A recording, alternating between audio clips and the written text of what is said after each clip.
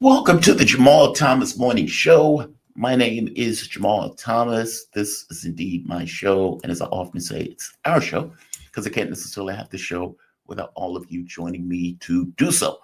It is an early Tuesday morning. What is the day? 26th of November.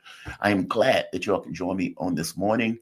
We are in a perilous situation on this globe and on this planet.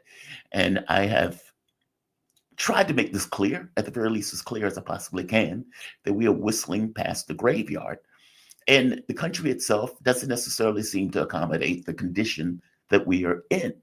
It's not just the events, it is the incompetent leadership that has brought us to this level of events, the level of hubris, or for that matter, this idea of exceptionalism, as opposed to looking at each and every one of us as just being human beings, for whatever strengths and weaknesses that are part of that human existence. I want to play a clip. I want to show Jeffrey Sachs. Hopefully, I don't get hit for playing this clip, but I think it's necessary to give some kind of context to historical events. Because, look, oftentimes what you get in this country is just propaganda.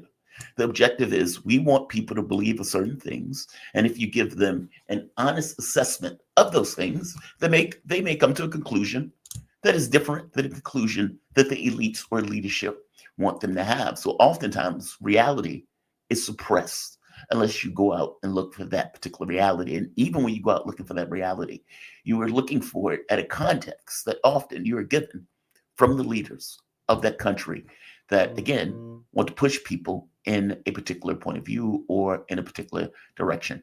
Jeffrey Sachs was there when the Soviet Union fell. Jeffrey Sachs had a responsibility of dealing with the economic situations of the various countries that were part of the Soviet Union that fell. He was there. He knows what he's talking about. I want to play it. This is Jeffrey Sachs. I don't know where he's having this conversation, but I want you to listen to what Jeffrey Sachs is saying, because everything Jeffrey Sachs is saying here is correct. He's not a Putin puppet. He's not pushing for Russia or even any particular point of view. He's just giving, this is what happened. They are lying to you. This is what actually happened. This is Jeffrey Sachs. Give it a history lesson that is vitally needed. Let me just explain in 2 minutes the Ukraine war. This is not an attack by Putin on Ukraine in the way that we are told every day. This started in 1990. James Baker III, our Secretary of State, said to Mikhail Gorbachev, NATO will not move 1 inch eastward if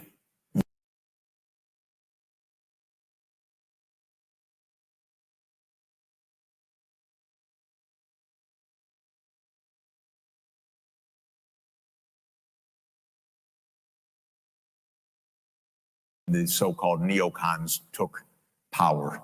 The expansion of NATO started in 1999 with Poland, Hungary, and Czech Republic. Then the U.S. led the bombing of Serbia in 1999.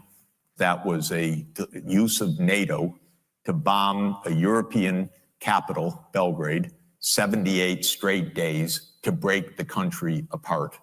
The Russians didn't like that very much. But even Putin started out pro-European, pro-American, actually asked maybe we should join NATO when there was still the idea of some kind of mutually respectful relationship.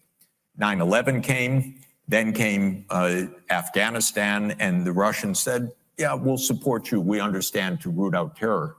In 2002, the United States unilaterally walked out of the anti-ballistic missile treaty. What it did was trigger the U.S. putting in missile systems in Eastern Europe that Russia views as a dire, direct threat to national security by making possible a decapitation strike of missiles that are a few minutes away from Moscow.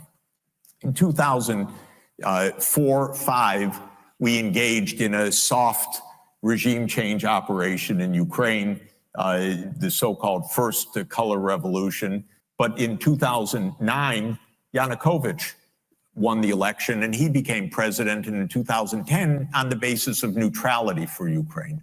So in February 22nd, 2014, the United States participated actively in the overthrow of Yanukovych. They intercepted a really ugly call between Victoria Nuland and the U.S. ambassador to Ukraine, Jeffrey Piat, who's a senior State Department official till today. And they talked about regime change. So they made the new government. The U.S. then said, okay, now NATO's really going to enlarge. And Putin kept saying, stop. You promised no NATO enlargement. Estonia, Latvia, Lithuania, Bulgaria, Romania, Slovakia, Slovenia, 7 more countries in the not 1 inch eastward. On December 15th, 2021, Putin put on the table a draft Russia-U.S. security agreement.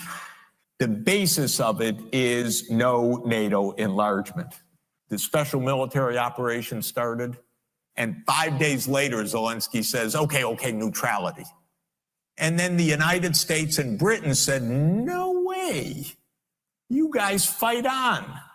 We got your back. We don't have your front. You're all going to die. But we got your back.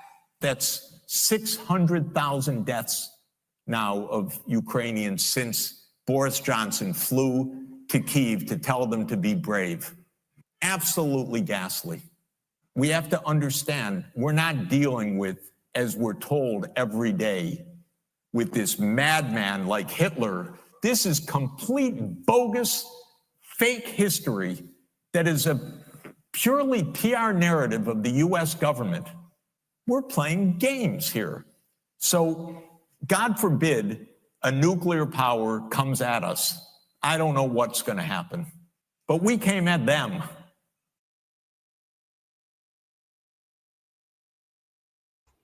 God forbid. I don't know what we're going to do if a nuclear power come at us, but we came at them. Jeffrey Sachs was right. That is the truth. That is the reality of events. All of this talk about Putin rummaging through Europe with a troop of 150,000 people. And look, in the very beginning, when the special military operation took place, he only had 150,000 troops going in. That was enough to take 20% territory, but it wasn't necessarily enough to hold on to territory and continuously expand. The Russian military expanded over the course of this war to the tune of maybe 1 million people at this point, with hundreds of thousands of people registering on their own volition because they understand something that we don't quite get, that we are pushing on their borders, not the other way around. This is not happening on the border of Texas. This is happening on the border of Russia with a military of Ukraine that has been filled with Western weapons. And at this point now, those Western countries are using those weapons to target and hit Russia, powered by their own hands at this point. Meaning, they're not just being given to Ukraine. The West themselves, the US, the UK, and France, have themselves declared war. Whether they have went to their parliaments or their Congress or whatever else and said it, that is besides the point. That is exactly what they have done, considering they're firing their missiles, their weapons into Russia proper. And Putin has made it very clear. This is a red line. This is not something we are going to tolerate, and we're going to respond to it. Hence, the Rezhnik and that missile fire, again, I keep saying, of terrifying power that A, can't be stopped, B, is moving at Mach 12, I believe. And then they call it experimental, put that in quotes. They are in a production of those weapon systems that are fundamentally unstoppable. Again, not on the border of Texas, not on the border of London, not on the border of France, on the border of Russia. You've been warned, you've been told, you were warned going all the way back to the 90s. We agreed we would not move an inch to the east at the point where the Soviet Union fell, and we lied. We just moved an inch to the east, we moved to the border. And not just to the border, we overthrew governments that wanted to remain neutral in order to create a platform by which to attack the Russians. Jeffrey Sachs, perfectly right. It's perfectly right. He didn't understand U.S. policy. He thought this was madness. I can't believe we're doing this. We have the opportunity to put this to bed. When there was a passive, weak Russia under a Yeltsin, we got Yeltsin elected, by the way. If you look in Time magazine, there's an article called Return of the Yanks. They even brag about it. I'm pretty sure I can pull it up pretty much immediately. And Return of the Yanks, Time of Life. And you would see a cover of Boris Yeltsin getting Bill Clinton's help to get elected. Bill Clinton, Return of the Yanks. I think we can get that magazine. Let's see.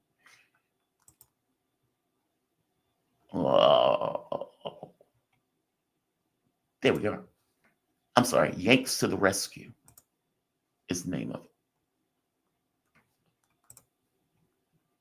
This. And in that article, what they talk about is how Boris Yeltsin was losing to the communists. And in losing to the communists, Yeltsin went to Bill Clinton to get his help to win the race. Yeltsin gets in, and he, for the most part, is an alcoholic, a drunk, and subservient to U.S. interests. Even Yeltsin, though, was against NATO expansion. Meaning even this guy that was, for the most part, in a weakened state, subservient to the U.S. interests, is willing to go through the shock capitalism, which killed hundreds of thousands of Russians at U.S. business interests. Even he pointed out, this is a fail. We're not on board for this. We don't like this. His VP was somebody who they thought they could also control, Vladimir Putin. And when Putin came in, it was new day.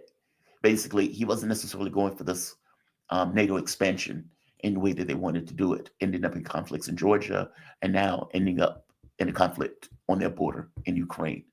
Many Russians believe that Putin was weak, or for that matter, that he wasn't necessarily strong enough to push back in the way that he is now pushing back. And I think Putin himself has even pointed out that he waited too late to respond because, as Jeffrey Sachs pointed out, he was somewhat a fan of the West, that he was willing, he was a person that you could make deals with, make agreements with.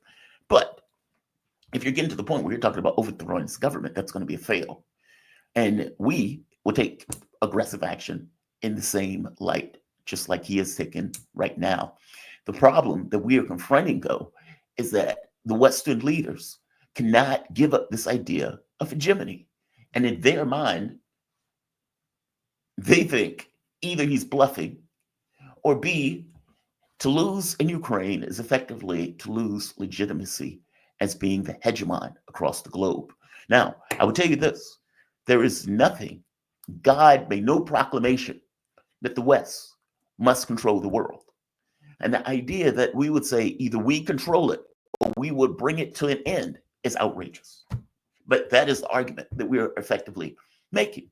Either we control the world or we will bring the world to an end.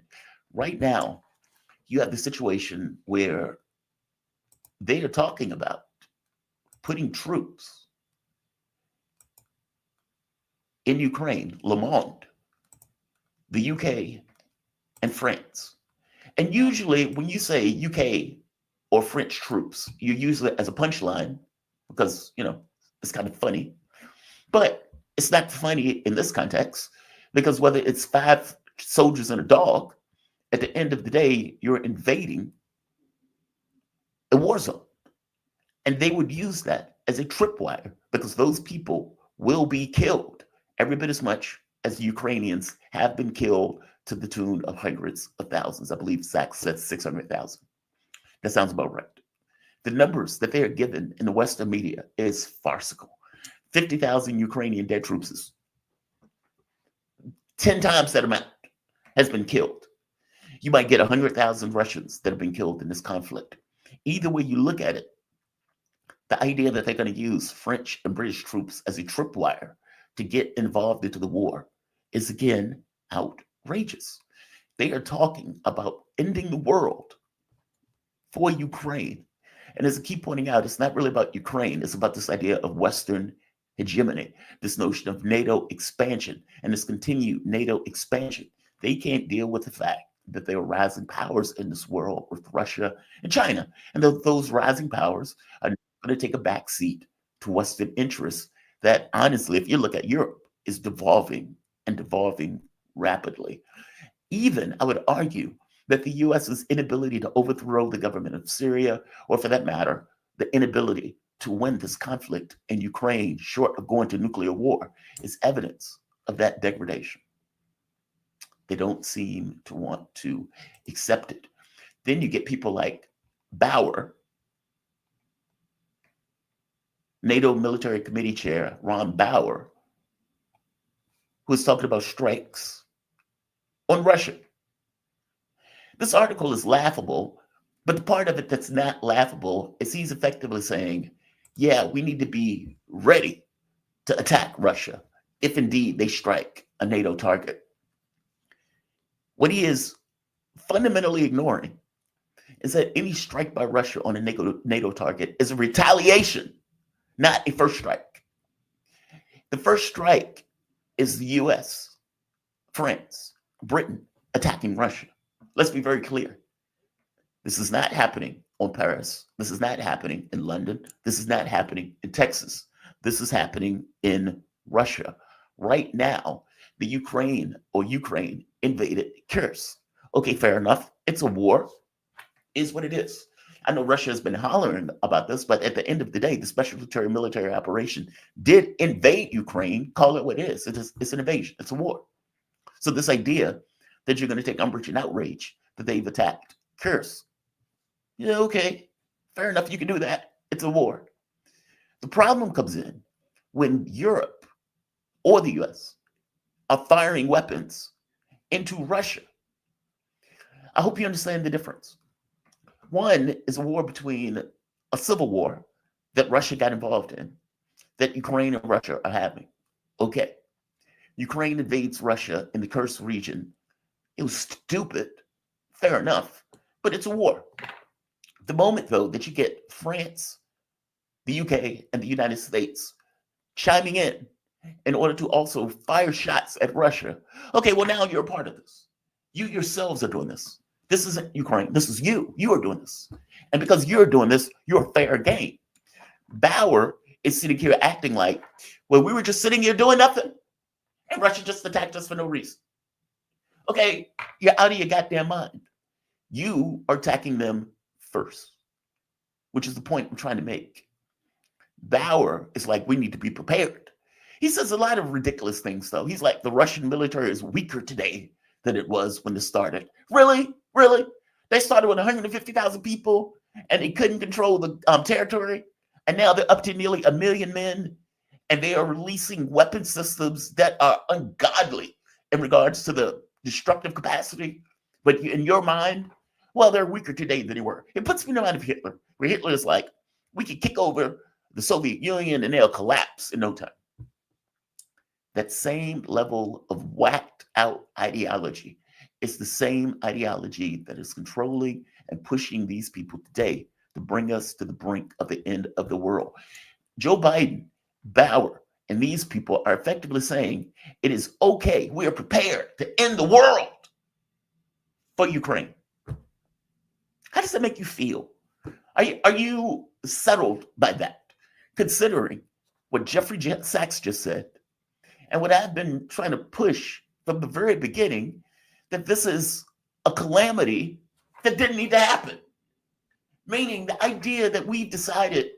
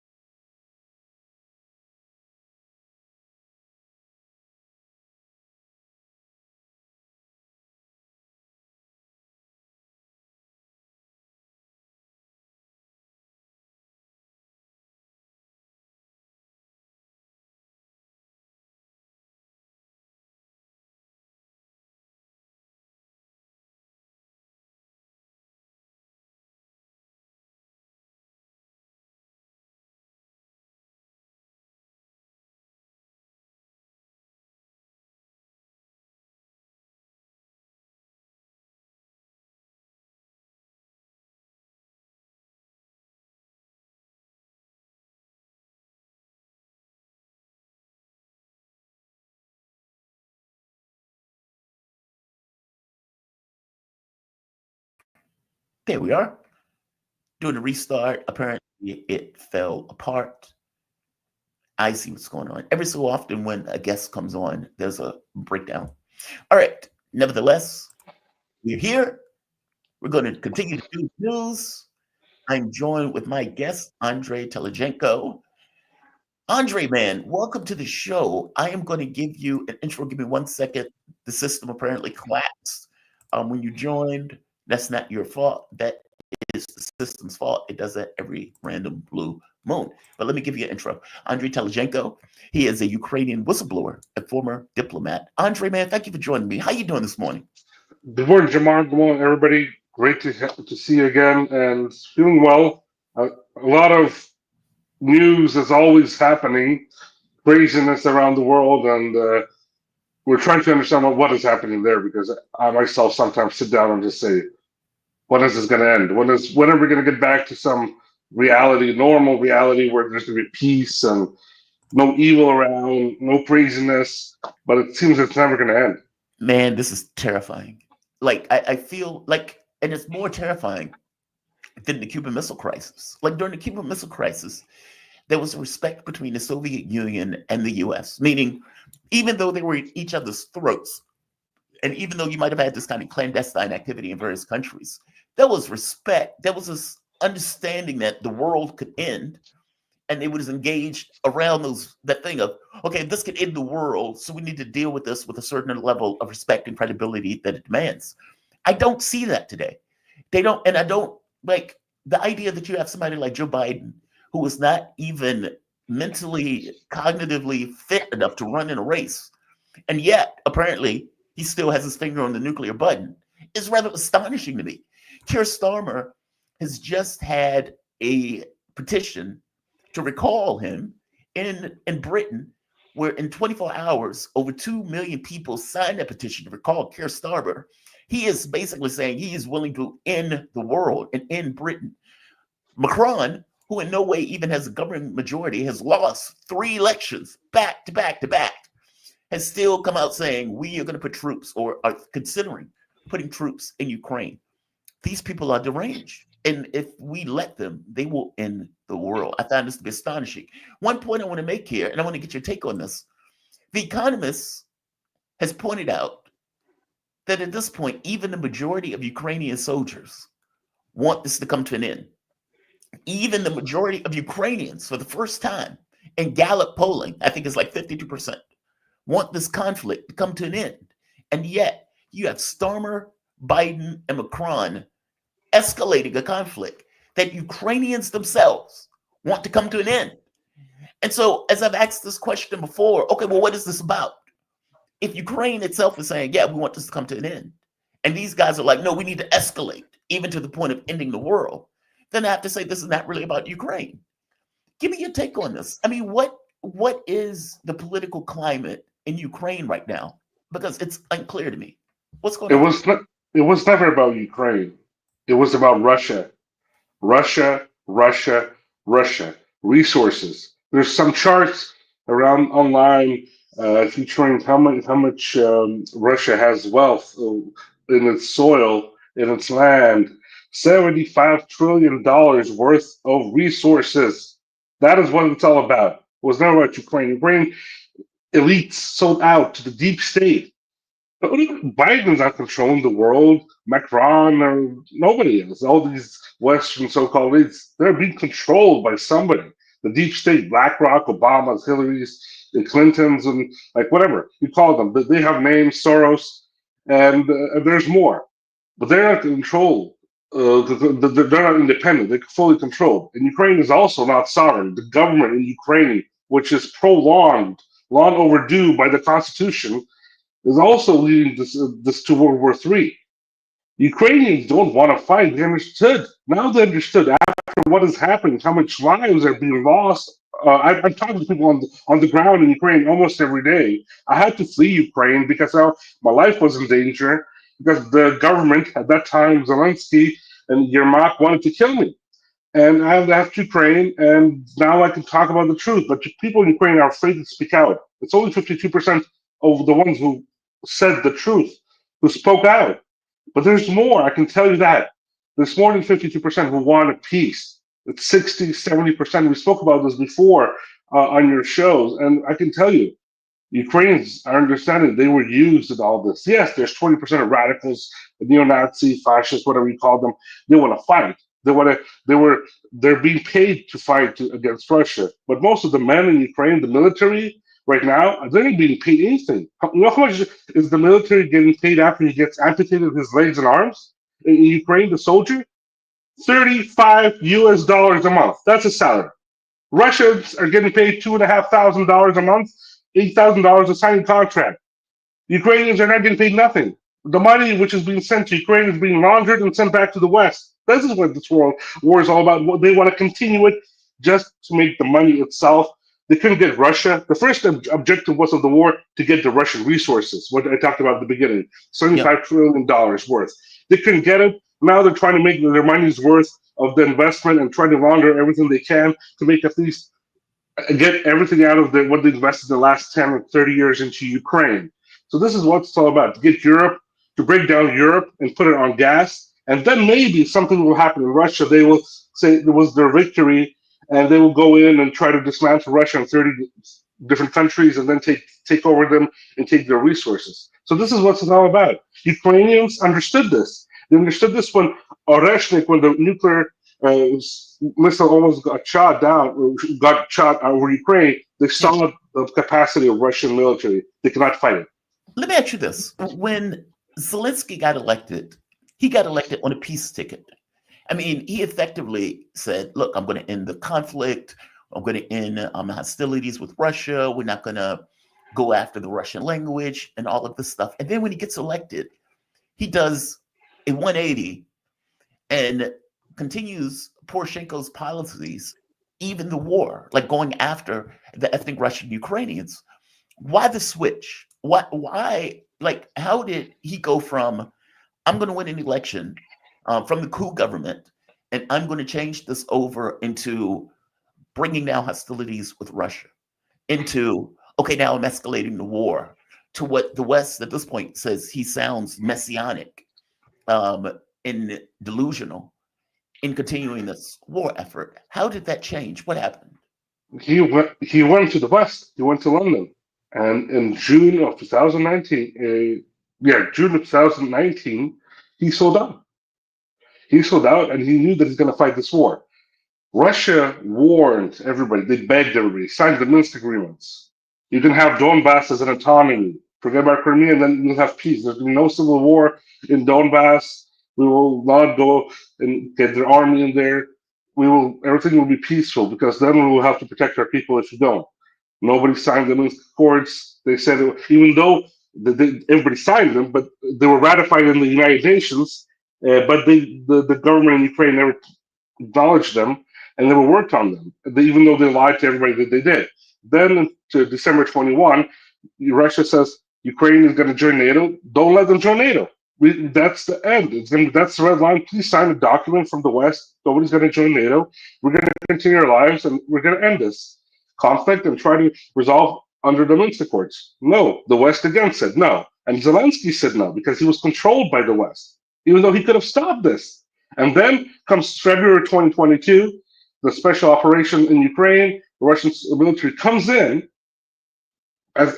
which I understand their main reason to coming in was for Ukraine to sit down and sign a deal with Russia, which they did in Istanbul, which Russia backed out of Kiev, because they were around Kiev. They were not in Kiev.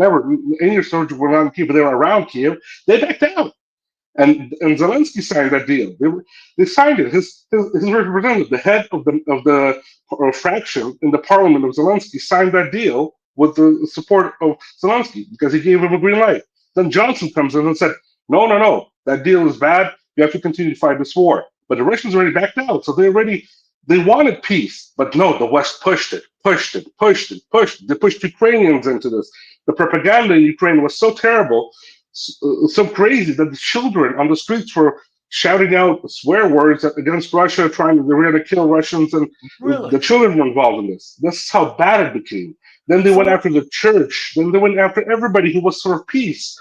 And this is what we have. This is not democracy. This is not a war Russia against Ukraine because Ukraine wanted independence or sovereignty. No, Ukraine had sovereignty and independence. It sold out to the West. Russia just wanted Ukraine not to be anti-Russia at its borders. The same as America would not want somebody like Canada or Mexico to be anti-America on its borders because it's a national security threat. Well, Andre, that's the irony of it. Like in the U.S., they make this argument that this is about democracy. Okay, well, there's no democracy in Ukraine at all. There's no democracy. There are no presidential elections. Political parties have been basically destroyed. Zelensky is called martial law for all intents and purposes. And it is unclear when there would even be a presidential election or if Zelensky would even win that election, which is why I argue there probably is it's not going to be a presidential election. What was going on the ground when, after Zelensky was elected? What happened? I know you said that basically that Zelensky was turned, he was pushed, that he didn't necessarily have the ability to do what he said he was going to do when he got elected. But he had an ability. He sold out.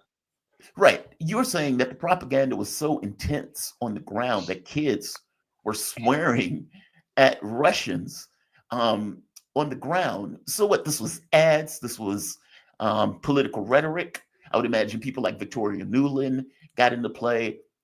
Interestingly enough, I want to go to Victoria Nuland for a bit. Vladimir Klitschko came out and attacked Joe Rogan because Joe Rogan was pissed off, as every American should be, that they're bringing us to the brink of war. Like, it's like if you're an American and you're looking at this and you're saying to yourself, wait a minute, we should all die in nuclear obliteration so you can keep Ukraine in the Western sphere as opposed to it being neutral? That's what we should do. And so when Joe Rogan says this, Klitschko comes out and says, well, he's repeating Russian propaganda. What I can say, fuck Klitschko. Well, real quick, Klitschko was one of those people that Victoria Nuland and Jeffrey Pyatt, I believe the guy's name is, on that phone call where they were talking about overthrowing the government of Ukraine, and they said, fuck the EU. That was a famous phone call where they were discussing the overthrow of Ukraine on that phone call weeks before they went through it, overthrew it. And the people who they were going to put into various positions in government that just so happened, coincidentally, ended up in the positions of government that they were talking about in that phone call. Klitschko was one of the people that was mentioned.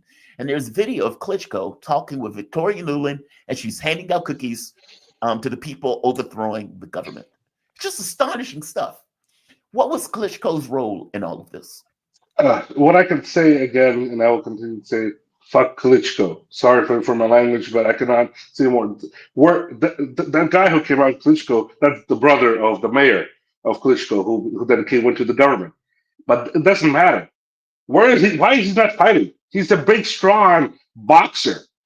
Why is he not fighting on the front lines? Why is he not there? He was never on the front lines. He's sitting down in Germany and the United States because the both Klitschko brothers are German citizens. They're not Ukrainian citizens, they're German citizens. And they live in the West, in the United States and Germany, where all their families are, their children. And he's pushing and talking about Rogan Joe Rogan that he's saying Russian propaganda. No, and again, Klitschko. Because Andre, this is not propaganda. Wait, let me interrupt 1 second. Yeah. Klitschko did respond to that. Klitschko said, I'm not going to die for Ukraine. I want to live for Ukraine.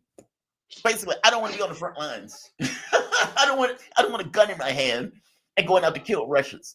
I want to live for Ukraine in this cozy, air-conditioned or heated room and put out in Miami. Yeah, but like I want to live for Ukraine, but I'm against the war. I'm against anybody fighting for this war. He is pushing to fight for this war. So is his brother, who's a corrupt mayor. He's responsible for all the drug trafficking and prostitution trafficking in Kyiv, in the capital. This is what the mayor and the former heavyweight champion boxer is responsible for. Maybe if Schwarzenegger is listening to us, he should know who his friends are. They're responsible for drugs and prostitution in the capital of his so beloved Kyiv. So this is what they are.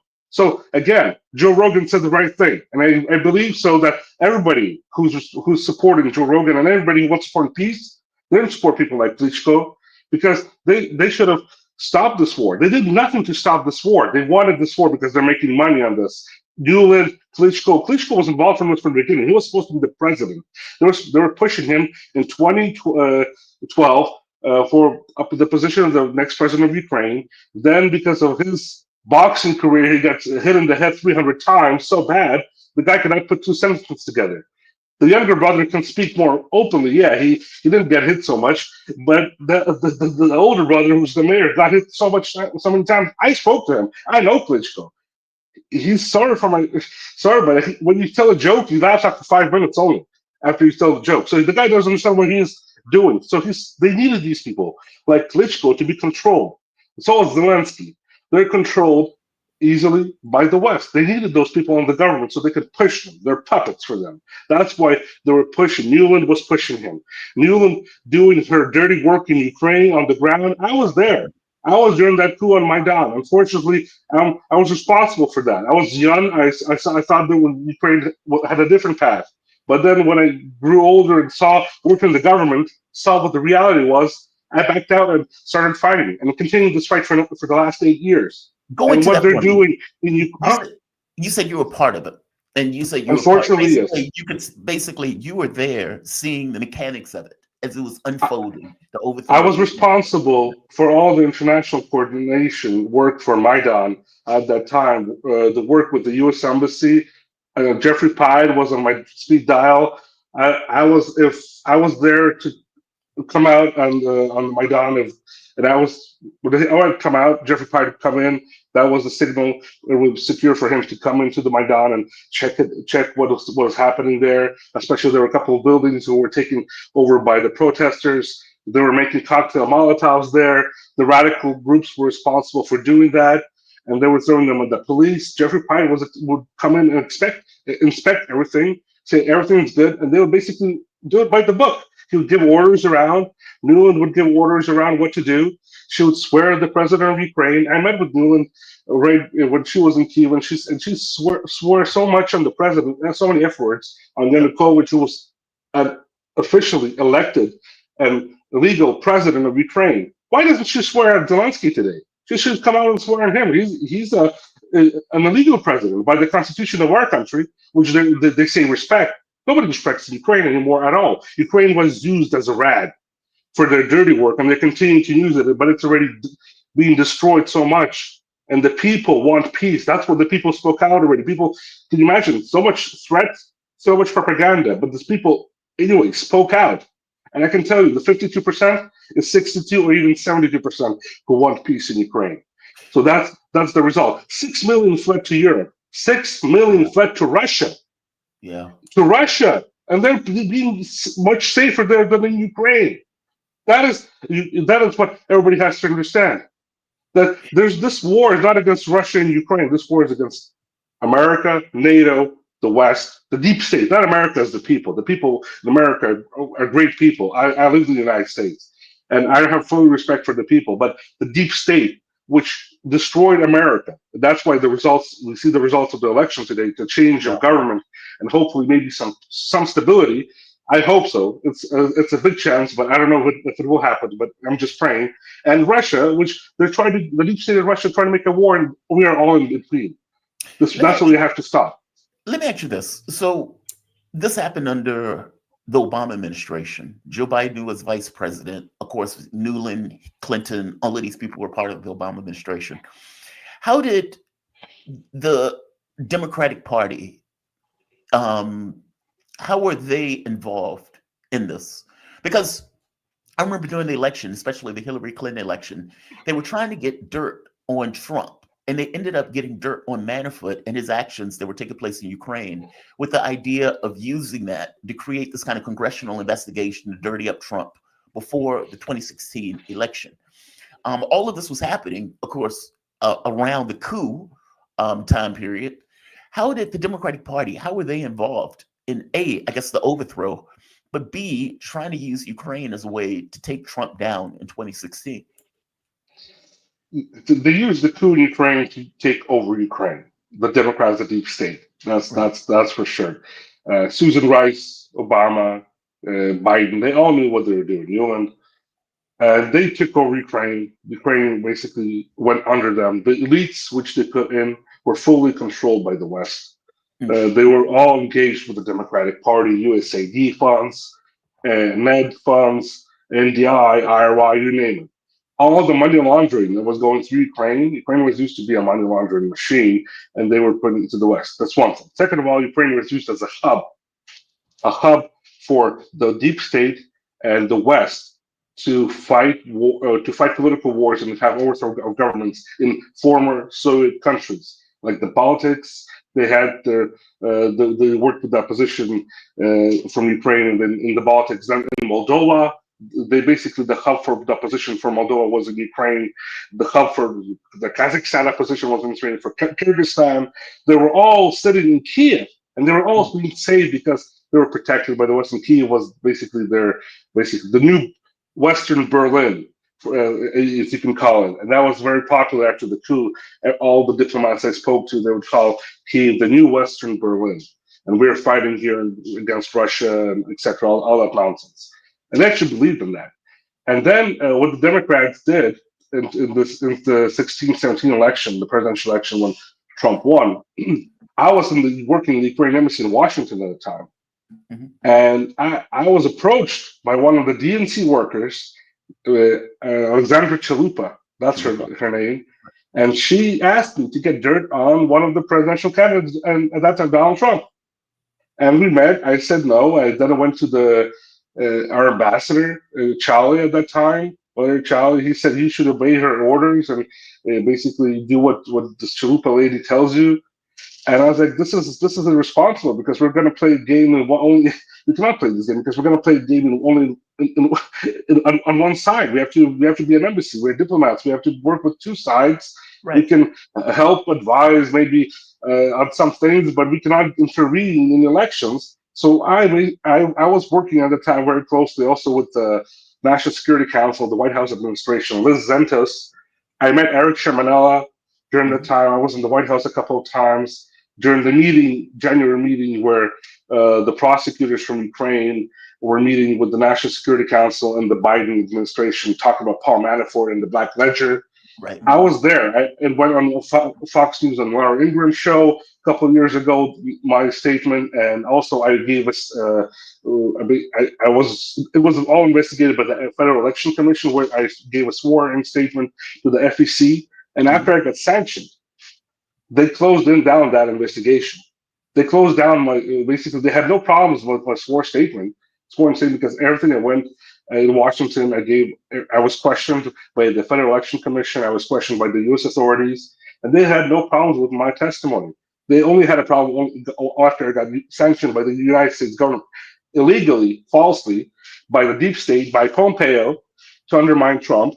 Then they went after and then closed down that investigation, another couple of investigations against Blue Star Strategies, who worked with Hunter Biden, which I also gave testimony to and gave some of my information to the United States Senate, which used in their investigation by Senator Johnson and Senator Grass in 2020. So that's what the Democrats were doing. They were laundering money through Ukraine, making a hub for overthrowing governments in the post-Soviet world, and also not only post-Soviet, but also Russia. And they were basically making money on this. They were using Ukraine to do the dirty work against the political rivals, which they tried to do the same thing in this election. And then they had the son of the vice president of the United States making millions of dollars, doing nothing, sitting on drugs, and being the board members on Burisma, which I also testified in the Senate about. And that's why they went after me. And that's why there's no democracy in Ukraine, or I think there's less democracy or no democracy in the United States because they politically try to destroy people who want with the truth, like me. And that's what Ukraine is about. And that's why people in Ukraine were afraid to fight. Andrii, real quick, we're having a bit of internet difficulties, so forgive me on this if there's a disruption. No problem. Let me ask you this. What was your take on Victoria Nuland? Because Nuland, in that conversation with Pyatt, was very clear that we're going to do this before the EU can ever get involved. Ultimately saying at the EU. What was your take on Nuland, and what were some of the conversations you had with her? And I don't necessarily know how involved those conversations were. You can go into it if you can, but what was the take of Nuland? Very I'm not a very pleasant person. Like I swore today a bit a couple of times, but it was just to get back on some people who are going to World War III. So Yeah. I think that's the the least they can get a swear word from me. But Nuland swore just on a regular basis. She's a diplomat. She cannot do that, especially meetings with with foreign, not just leaders, but foreign people and foreign personalities. Because I was not just there in the meeting. There was people from like Yatsenyuk, there, Klitschko, also who in that meeting with Nuland. I was in that meeting with Nuland. Yeah. There's only 3 or 4 people from the Ukrainian side. I was one of them. There was Yatsenyuk, Klitschko, Technibok, and me. And there was Nuland, Pyatt, and the U.S. Embassy. We were meeting in the Hyatt in December of 2013, and Nuland was trying to call Yanukovych throughout the night because the police tried to storm Maidan, and Yanukovych basically did not pick up the phone until 4 a.m. So she comes into the meeting and tells this all to us, and she's like, "Oh, fuck him, this, fuck Yanukovych, dad. He's nothing, he's nobody." And she very unpleasant, like for a woman to swear like this. I don't know. She said she was on a Russian ship in the '90s. I don't know, maybe something happened to her there, that she doesn't like Russia that much, and she swears that much. But very unpleasant for me to person, very aggressive and very negative personality. I said, I met with different people from the United States. Madeleine Albright, she's not a good person, but you didn't have that feeling from her, a very negative feeling from her. But from Nuland, as soon as you meet her, there's a very negative uh, Yeah, you can look at her. energy Yeah, you can that look her at her. that I've seen some of yeah. her So interviews. it's She very is unpleasant. a cantankerous person. She is a boil. Anytime you see her, usually there's going to be some kind of overthrow attempt, some kind of color revolution. Anytime she's deployed. No, I agree with you on that. You mentioned We should Tynabuk. send her on a ship and send her to sail in the Pacific. Let her Agreed. be That whatever she. the world would be better off. The world would be better off. You mentioned Tynabuk, so you were engaged with him too. He is a neo-Nazi, correct? Yeah, I was engaged with him. He was part of the Maidan Maidan. coup. Right. He was one of the leaders of that so-called overthrow of government, and I was there as a representative of all of them, meeting with the U.S. Embassy because the U.S. Embassy and the PI personally asked me to organize that meeting for them because I was the point man for all the international work. So I know what they were doing in Ukraine, all the dirty work during Maidan. It was a fully orchestrated, financed by the United States government uh, action against or political action against Ukraine and Ukraine against the legal precedent. So that's what they were doing there. They were fully working, coordinating everything, and every leader, a political leader from the Yatsenyuk, Klitschko to lower ones, would coordinate their work with the U.S. or British embassy. They would And have just all and real visas quick, and passports. Yeah, just to be clear, this was 2013, under the 14. government, meaning you have the Yanukovych government that was in play. That was the democratically elected government. And these ambassadors, these people who were in opposition parties, they were working against the government of Ukraine to take down Yeah, that government. right under the nose of the government. And if that government was so dictatorship, like I think, like with Zelensky, we would all get shot right on the street. But it was democracy in Ukraine then, and we thought it wasn't. We wanted something more. Unfortunately, I said it was the biggest mistake in my life to be part of that, but it gave me a lot of knowledge when I came to the government to see what really Ukraine was happening in Ukraine, and I think it gave me the strength to come out and tell the truth in 2016, 17. And since then, I've been fighting this battle against the deep state, against Nuland. I was on their side. I could have been there. I could have not come out and had my government position, had a U.S. passport. I was offered a U.S. passport by the U.S. Embassy in Kiev a couple of times. I did not take it. I said I'm a Ukrainian citizen. I'm going to fight for Ukraine, and I thank God I stayed in my position. Thank God that I took the right path, even though I got hit for it so much. I had to flee Ukraine. I'm under U.S. sanctions, under Ukrainian sanctions. I cannot get a bank account, get a job, normal job, whatever. But I am happy that I did it because I have no blood on my hands. I came out with the truth, not getting Ukraine engaged in this war, and I was fighting for Ukraine not to be part of this war. But the U.S. and all the foreign governments were using Ukraine right in the nose of instead of a legitimate president to make an overthrow of government. And what Russia is saying is fully true. It's all of it. It's true that Ukraine was used. Ukraine was used to topple the elites were used to topple the Yanukovych government. The U.S. came in and started to build an anti-Russia right in by the nose of Russia, trying to get Ukraine into NATO, even though Ukraine was never been to NATO. But they were putting bases, military bases, in Odessa and Kherson and Mykolaiv in southern Ukraine. There were military bases from Canada, Britain, United States already in Ukrainian soil, even though it's illegal to do that because they're never ratified to do it. There are CIA bases in the West. There are biological labs for the United States government. I had reports when I was, after the coup, I became the advisor to the first deputy prime minister of Ukraine and on overseeing the law enforcement and the intel community in Ukraine. And I saw those reports on the biolabs in Odessa.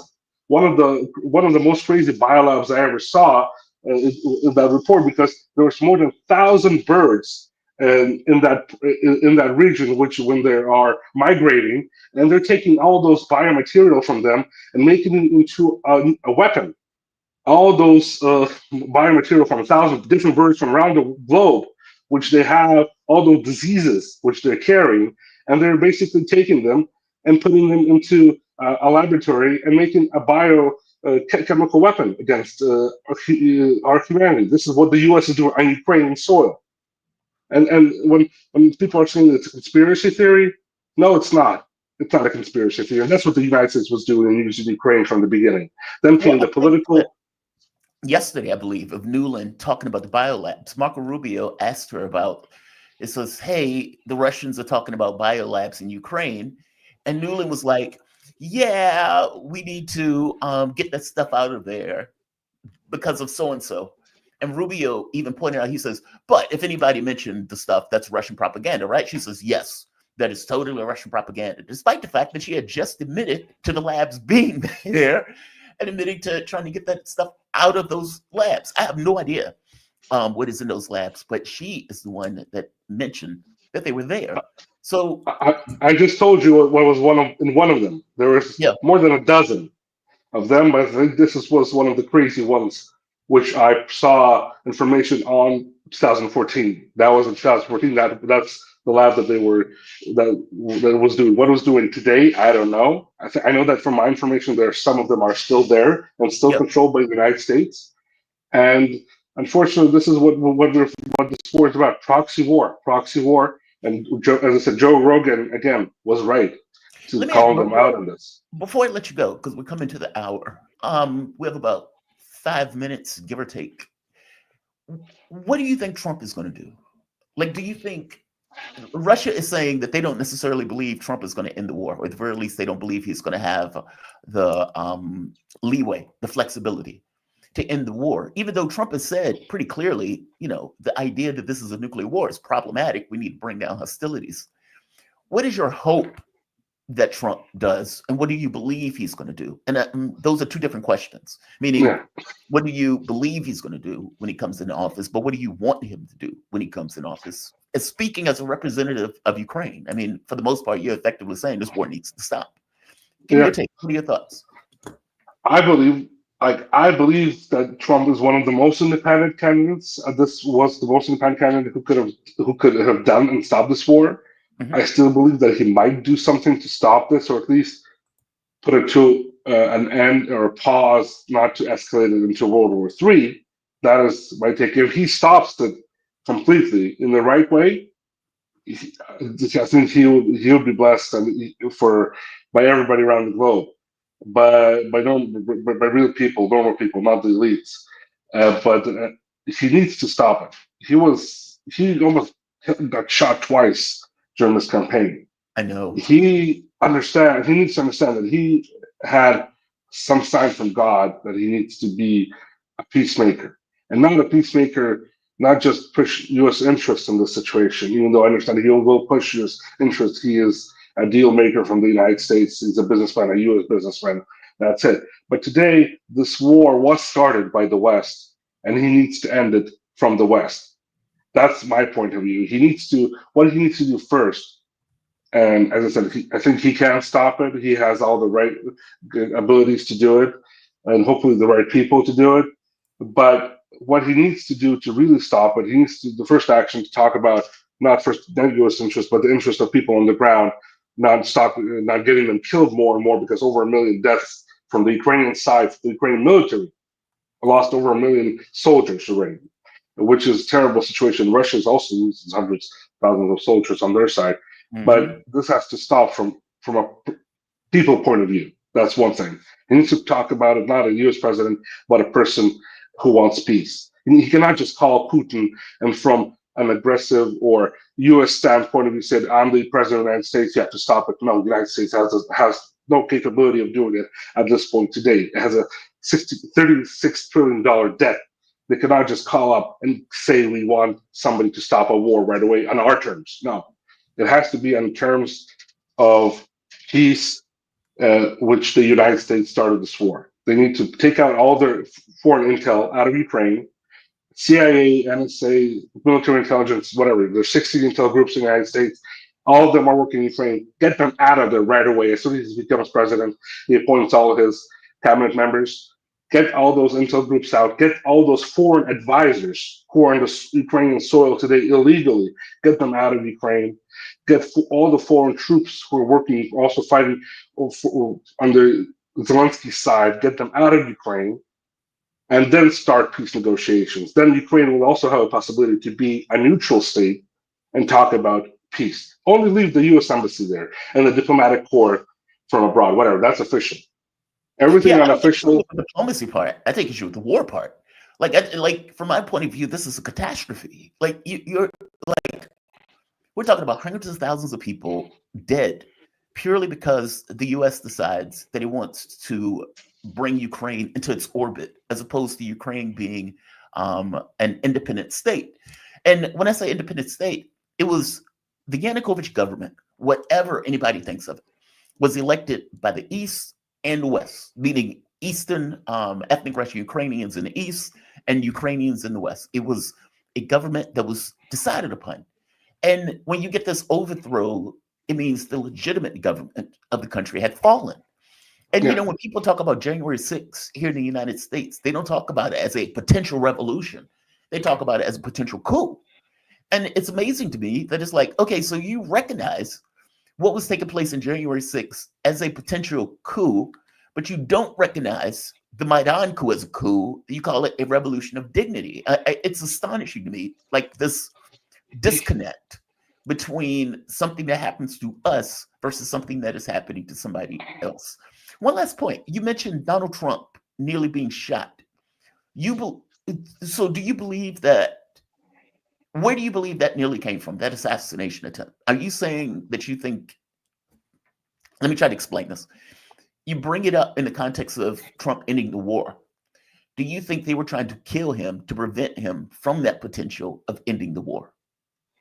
I believe so. Yes, that was the signal for him, or they wanted to take him out, so they will still continue this war, because this war is billions and billions of dollars, and a person's life to them is nothing, even if it's the U.S. citizen, or even if it's a former U.S. president or a future U.S. president.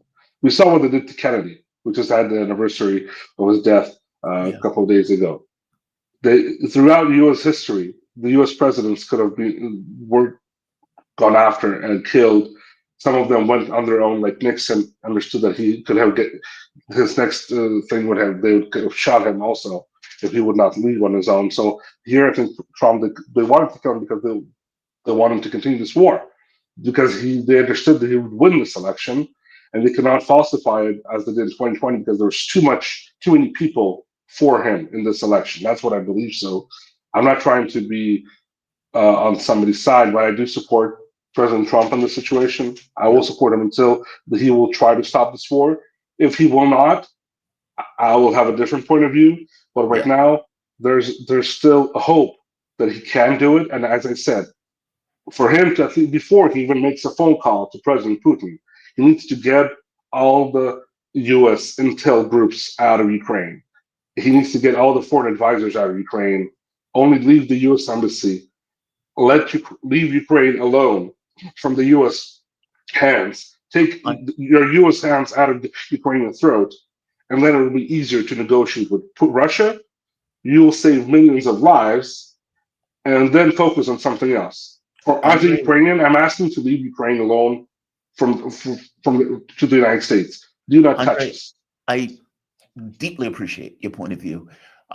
Look, Trump lost in 2020, and he lost because of COVID. If it wasn't for COVID, he probably would have won that election. This election, he did win, and he even won the popular vote. And I suspect part of that vote was we're at the brink of war.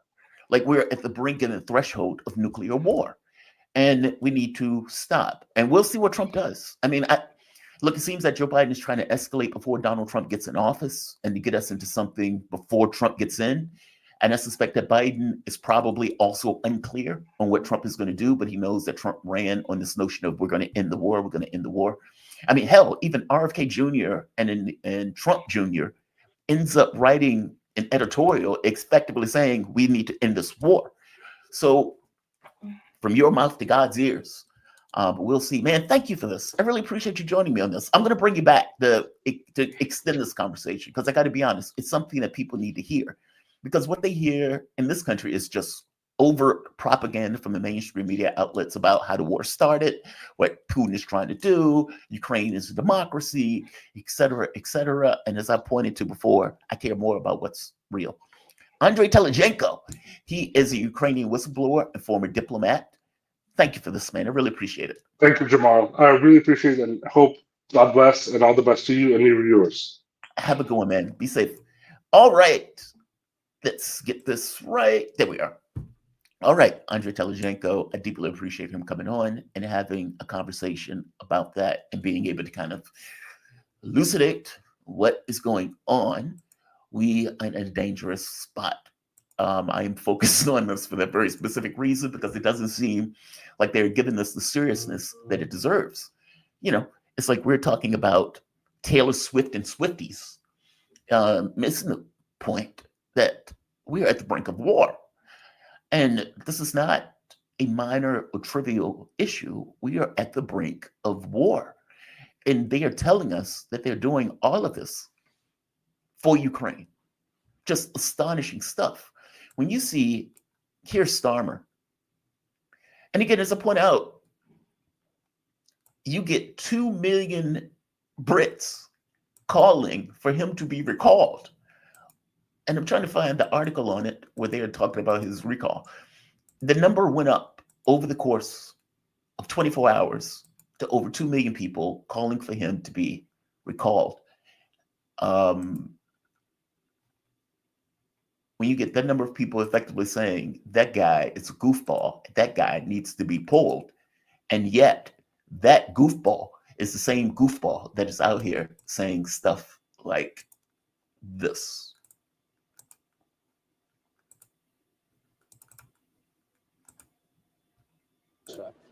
Even if Russia unleashes nuclear war. Russia has to be the one that makes them. Let me stop this for one moment. Let's go back to the very beginning of this. This is Keir Starmer, elected and yet despised in his own country, saying that he does not care if every last person in the UK is caught up in nuclear hellfire. He must do so for Ukraine. Just quickly, Russia's also threatened nuclear escalation. Are you comfortable with that when people at home are watching this, worrying that you could put us at risk? Well, it's very important. It's very important that we're steadfast in our support for Ukraine. Russia is the aggressor, Even and if Russia unleashes nuclear war. Russia has to be the one that makes the move to stop this war. It's within their gift, but we must support Ukraine. It's impacting not just Ukraine; it's impacting the rest of the world, including the UK. Is your message to viewers back home that there will not be a nuclear war, because that is what Russia is threatening? My message is that we need to ensure that Ukraine is put in the best possible position. This is 1,000 days of conflict, and there is a very high cost if Russian aggression is seen to pay.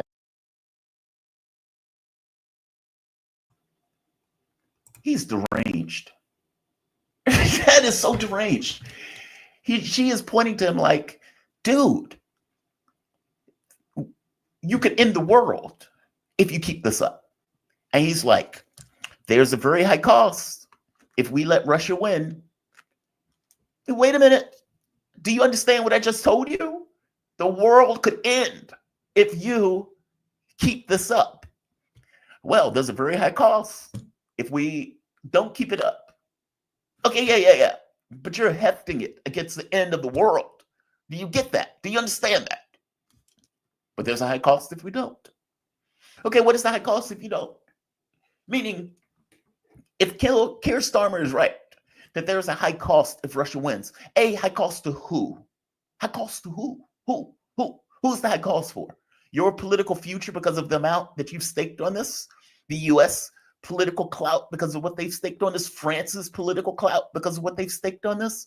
Okay, I don't care about your political clout. I don't care if you lose. I don't care one iota if the elites in these countries take a black eye because they've decided to stake so much political capital in Ukraine. I don't care at all. You are hefting your political future, or for that matter, the political future of the U.S., against the existence of the world as we know it. Completely and utterly deranged. That is deranged. And that petition to get rid of Keir Starmer, that petition is correct. That petition is correct. Keir Starmer is utterly and entirely deranged. Right here. I'm going to have Mike Maloof join at 8:15. This is Starmer. In less than 40 hours, 2 million Brits signed to get rid of him. 2 million Brits in 24 hours to yank his ass out of the world stage, or for that matter, out of head of British politics. Those people are sane. Those people are rational. He is not. He is not. I want to go to another issue, by the way, that we are engaging at this moment, that slightly comical, but nevertheless, it's there nonetheless. Kamala Harris is still begging for money. Kamala Harris is still begging for money. And she is sending out adverts. You might have even received one if you're on the mailing list, asking for $50 because they are still engaged in political affairs and that they need money to continuously engage in those political affairs. Right here.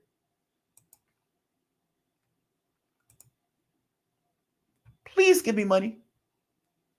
Please give me money. I need cash. I need dollars. I know I raised $1.5 billion over the course of this race. I know I did. And I did it with your money, and I appreciate it.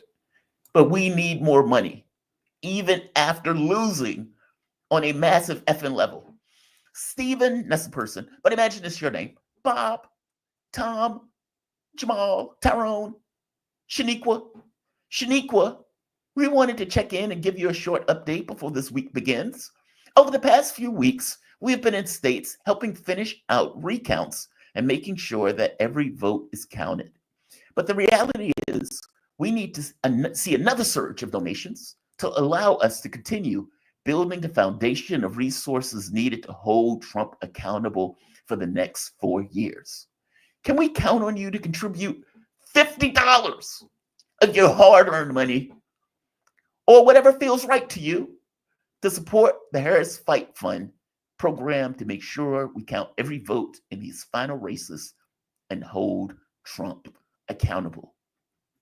Maybe the person who wrote this doesn't know that the race is over. You lost. And I love that last part. Can you contribute $50 or whatever feels right to you? Whatever feels right to you. I would tell you, Kamala, nothing feels right to me. Zero feels right to me. In fact, I think you should even be giving me that money back that you've effectively wasted on this campaign. Do you realize that she is in debt over $20 million, that various people are not even getting the money back after raising $1.5 billion. She's effectively burned that money on the White House lawn. She's putting all of this money into musical acts.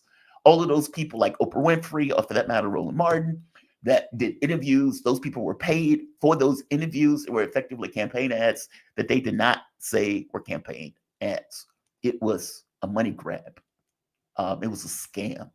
And now she's still asking for money. Just outrageous. My guest is here. I want to go to my guest. I greatly appreciate him being here. We are joined with the one and only Michael Maloof. Man, how you doing, Jahar? Back Good from morning. traveling. How you doing, man? You doing all right this morning? I haven't stopped. I'm great. I was just like, you haven't stopped. Michael Maloof, he's a former senior security policy analyst in the Office of Secretary of Defense, author, and regular contributing analyst to RT and other media outlets. He has nearly 30 years of federal service in the U.S. Department of Defense. How you doing, man? You doing good this morning? Michael, can you hear me all right? I think he may be frozen. Don't worry. He will be back. We may just be having a bit of lag, but he'll be back, and he is going to have a conversation about the insanity that is happening right now on the ground. One of the cases I want to bring up while we get Michael back. Michael, can you hear me? Yes, I can. Oh, there you are. You were frozen for a bit. I'm sorry. This has been a bit of insanity. I have been royally freaked out by the way that they've been acting in the State Department, and for that matter, European leaders following lead of the State Department. The most recent thing is the firing off missiles into Russia, something that they've said is a red line. And I was watching a response to the Oreshnik missile strike in Ukraine, a weapon of terrifying destructive power. And I was looking at Europe and the US to figure out, okay, how are they taking this? Are they taking this with the gravity it deserves, like a Cuban Missile Crisis in reverse? Or are they going to continue pushing the envelope? It seems that they are continuing to push the envelope. So apparently Le Monde is saying that French and the UK, or France and the UK, are talking about putting Ukrainian or troops in Ukraine. So there's that. You get the Biden administration that approved those missile launches into Ukraine, talking about putting JASSMs. They were even talking about putting nuclear missiles into Ukraine as a deterrent.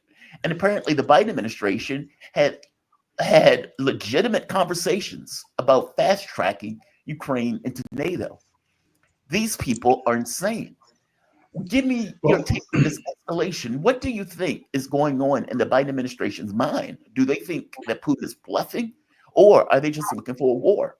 What's your thoughts?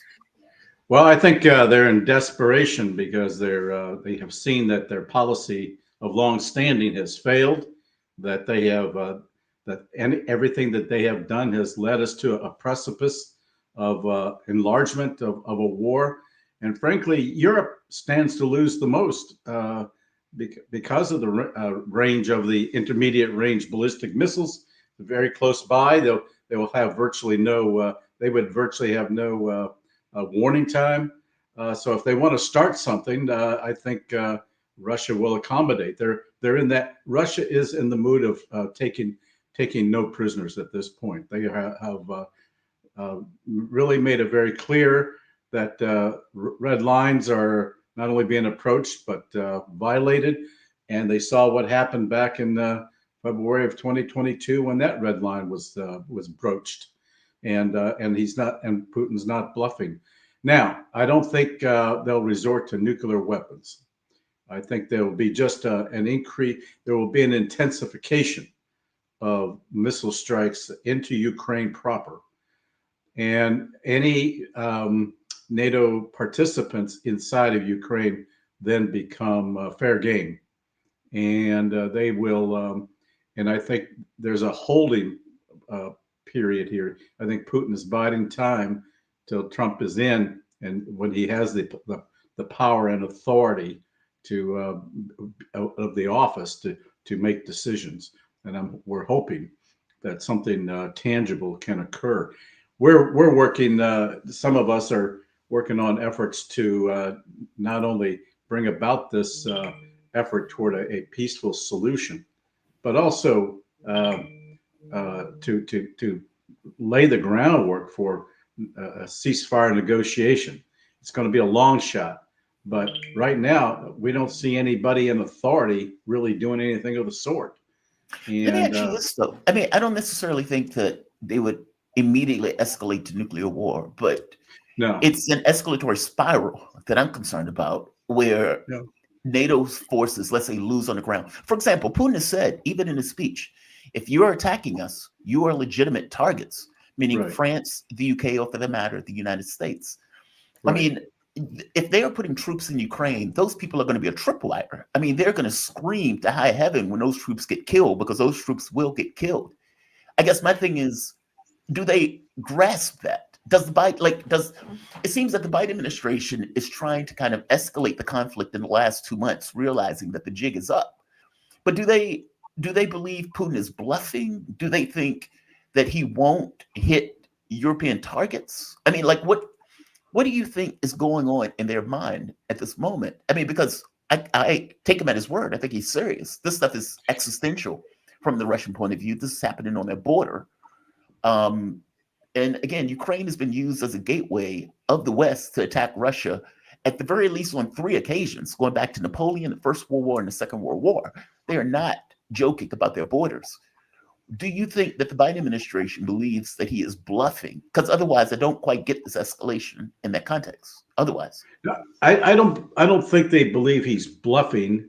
I just don't think that they believe that he will attack Europe per se. He will engage their troops, and we've seen this. French troops have been engaged in the past in Ukraine, were killed, and that has been revealed. Yet France still wants to send in more troops. Well, yeah, they're making a conscious decision. So NATO will never agree to taking on Russia as an alliance. It just will not do it. but they're You're doing so gonna have- now. I mean, the Well- firing missiles into Russia is them. But these are effectively individual declaring war. countries. These are individual countries. It's not NATO. It's what we call the countries of the willing, if you I see. will. I see. They then become they then open themselves up for direct confrontation. I think though that if Putin were to go ahead and start sending missiles into that NATO base in Poland, for example, without warning, that might trigger some NATO action. But when these countries enter into bilateral arrangements with Ukraine to a defensive alliance, and they're acting on their own, that doesn't bring in NATO at all. It does not activate Article 5, Yeah. which is, it and also you have other countries that you have 32 countries now in NATO, and you cannot get that mob of countries all to be unified in agreement on anything, and they're not going to go along with it. So individual countries are basically beginning to splinter off from a united NATO. It appears NATO is splintered, and I just think that this is the beginning of the end for NATO. And even Borrell is admitting that it may be the beginning of the end for EU because of their downtrodden economies due to the support of this hopeless war. So it's beginning to, but Putin is not bluffing, and I think that he will ratchet things up. He does things in a very deliberate way, and his people have no illusions about. Frankly, I will tell you this from what I'm hearing. I was just in Moscow. Yep. They have no illusions that things are necessarily going to get better under Trump, and I think that this is one thing that is of concern, because a lot of folks are placing their hopes in the fact that that with Trump on board, it's going to be a whole new agenda and approach, and it depends. And a lot of folks are suggesting that it really depends upon who he's surrounded by, and actions, because they point to the fact that under Trump, they suffered the greatest sanctions. Most of their properties in the United States were confiscated, But yeah, you can make excuses. Well, he was under this pressure, under investigation for Russian collusion, and he had to give the appearance of being tough and all that. All of that now has gone away. Now we will wait and see precisely how he does act. Now he is talking about setting up a buffer zone. Well, who's going to police the buffer zone? Well, you can't get Zelensky. Is Zelensky on board? Not necessarily. If he decides to capitulate, he'll be dead within 24 hours. So he's unless he scrambles to the U.S. or someplace, to Italy. But we're at a very dangerous period, and between now and the elections, it's a very dangerous time, not only in Ukraine but also in the Middle East. So we'll see what happens. I do want to go to the Middle East for a moment, but I want to stay on this one just for a little bit longer. Sure. In Putin's speech, he effectively said any country that launches missiles into Russia has become a fair game and a legitimate target to the conflict, meaning France, the UK, or the US. Right. And assuming for the moment that you're right, that NATO is not going to get involved in its entirety. I mean, Germany, Scholz has come out effectively saying this is a horrible idea. So he seems to not be on board for what's and Italy is opposed too. Italy is also opposed. Yeah. Romania has just elected someone who seems to be a NATO skeptic. But from your take, though, what would push him to attack a NATO base? Let's say not in Poland, for example. Let's say whether it was France, Britain, or even some kind of base that the U.S. had at its disposal. What would legitimize an attack on one of those bases? Because I take it if he said it in his speech, he means it. And I imagine there's a certain level of tolerance that he's going to accept where he says, okay, screw it. They're not getting ahead. They're not taking us seriously, or they believe on some reason I'm bluffing. What would push him to do that from your point of view? I think it's going to take a lot for this reason. I don't see NATO launching anything from a NATO base into Russia directly. Okay. I do see elements like we're seeing now of mercenaries and countries of the willing moving stuff in, and that means that he's just going to pulverize and intensify attacks inside of Ukraine. If these countries want to engage Russia directly, I can't see a Lithuania or a Poland going directly up against Russia. I mean, it would be total suicide. Then, if Russia's then attacked by these countries directly, then it's fair game. And then, would NATO rally? Probably not, because that NATO country broke ranks, right, and went on its own. Look, I think we're seeing the demise of NATO as an effective defense alliance. What I envision for NATO in time is that they're going to break up into small little regional defense alliances, like the Scandinavian countries. They'll do their little thing. But I don't see a unified. I mean, I don't see how you get 32 countries on the same page, considering the politics and what we're seeing and hearing right now. Right now, they're not unified in an approach with against Putin. Many of these countries, including Germany, are against sending these longer range missiles into Russia. So there's disunity within NATO, and I think that what's his name, Putin can play them off that way.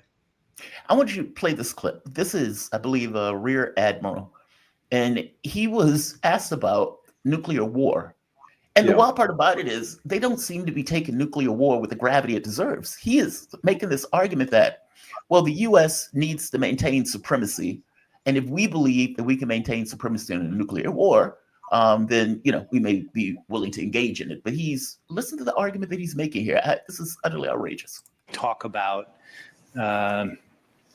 non-nuclear and nuclear capabilities. We certainly don't want to have an exchange, right? I think everybody would agree if we if we have to have an exchange, then we want to do it in terms that are most acceptable to the United States. So it's terms that are most acceptable to the United States that puts us in a position to continue to lead the world. Terms that are acceptable to the United States. What are your thoughts on that? This is You were there for that conversation. Yes. But terms that are acceptable to the United States to ensure that we can continue to rule the world. And it's like, but you're talking about a nuclear war. Like you're talking about the end of all things. And he is like, yeah, as long as we end the world, as long as we are we have one man standing at the end of the world ending, then we are, this is okay. It's insanity. It's insanity on steroids, and these, you see, this guy is so caught up in his job and his perspective that he doesn't see the forest for the trees, and doesn't realize the consequences. He's never experienced a nuclear war. Admittedly, I haven't either, but from what I can see, it's very devastating. Yeah, I don't want to even a tactical nuke, and not to mention the consequences of the spread of radiation throughout Europe. Look at the accident in Chernobyl. People, areas are still realizing the effects of that. So many years later, what was it, in '87? Yeah. And so they don't realize the consequences of their statements and or proposed actions. They just think it's another war game on a board, on a tabletop, and it's not. It's reality. And these countries, and as I said, Europe will sustain the greatest damage and suffering. It will not be necessarily the U.S. Well, I want to go into that for a moment also. Am I wrong in thinking that the U.S.'s point of view, meaning if you were talking to someone who was whose job was to war game stuff out, let's say you were talking about a Brzezinski, for example. From their point of view, they think Europe would be the battlefield, that the U.S. will be able to have this kind of blissful distance from all of it, and that any fight that takes place on the European continent, if indeed it comes to a war. Am I wrong in that? Like, we're thinking that we're going to be safe, and that Europe is going to take the damage, and that we're going to fight this on the battlefields of Europe. Is that what they're thinking more than anything else? And is that true? Well, I think the U.S. envisions the fact that they have established bases throughout Europe, that's where the action will be. They don't anticipate that it's going to be on the homeland, U.S. homeland. Yeah. So, I think the perception and the military planning is that it will be in Europe primarily, and that's what they have to guard against as the first line of defense. But that also means that Europe, once again, will sustain the greatest suffering. Exactly. Does Europe know that? Meaning, if we're sitting in a room together, and I'm thinking to myself, okay, all of you are going to take the hit. Do everybody else know that that's what the U.S. is thinking? Meaning the Starmer, Macron, Schultz, all of these people, do they know that from the U.S.'s point of view, you are going to get hit? It's going to be on you, that your territory is going to be devastated with us being further away from this. And I think it's in the back of their. I think it's in the back of their mind, but they don't really have not come to grips with the reality that it can be so. They realize. I think they have the concept, but they haven't. They're not doing anything to mitigate. To try to steer away from that inevitability or that self-fulfilling prophecy, if you will. It's one in which these people have now got serious things to weigh in Europe. They got economies. Their economy is about wrecked. Europe is in recession right now, right. And you got a winter coming. It's going to be a cold winter, and the majority of the German people, for example, are opposed to any further action with Ukraine. They tried, they failed. They now need to move on, and I think they realize that the last thing in the world they need is a war with Russia, but that's what they'll get if they continue on this spiral. Are you optimistic about, let's say, how things turn out? Like, meaning, Do you see a way out of this? Do you see either any kind of turn, either in European politics or in American politics, that precludes us from continued escalation on this kind of escalatory spiral? Yeah, and in spite of the danger we're facing right now, I think there are points at which we can mitigate this and do things. But as long as you have a Biden administration that's purposely escalating to lock in Trump to the point where he has no choice but to arm Ukraine even further, that's bad. And I think it really demonstrates the evilness of the Democrats and in their thinking in what they're doing to set this man up for failure, setting Trump up for failure before he even takes office. And that's wrong. That is dead wrong. It's just another form of lawfare and another we got you type of thing, and locking him in, but not realizing the implications for the countries and the people involved. They're such elitists. They don't care about people. They only care about themselves, and they're demonstrating this day in, day out. And that's why the American people massively voted for change. And we'll see what happens. But I think there are there are opportunities that we can do as long as Mr. Putin exercises restraint in his responses. Because frankly, the European countries are chickens. They're not going to go full bore because they don't have the support. They don't have a unified front, and you're seeing countries every day peeling off from any kind of unity. And I think that Putin needs to stay the course and what he's doing, and because everything that he's been doing, for example, sending the Orezhnik, and he can send swarms of those. He's got an inventory. If he sends swarms of those, the next time somebody wants to escalate something, then Ukraine will get it. They will, and even if it means hitting Kyiv itself. I don't think it'll extend into Europe, but frankly, all of his actions so far have been in response to Western escalation, and we got to keep that in mind. And that even goes back to why he even attacked Ukraine in 22, because of NATO expansion, in spite of his warnings, and national security. I mean, the U.S. comes halfway around the world to block in and contain Russia. They have nowhere else to go, and Americans and the Democrats and Biden in particular just don't realize that it's all to support their ideology of ruling, of maintaining their rules-based order, world rules-based order, and being the leadership of it, and it's cracking. And countries are falling off. And we're seeing this now with the developing countries, the global South. Putin has one other restraint from going nuclear, and that is the global South and the developing countries would really recoil at that notion. And he needs them now more than ever to build up this multipolar world order. So I think he has to weigh all of this, because the African countries, the Latin American countries do not want him to enter into a full-scale war or have a nuclear exchange whatsoever.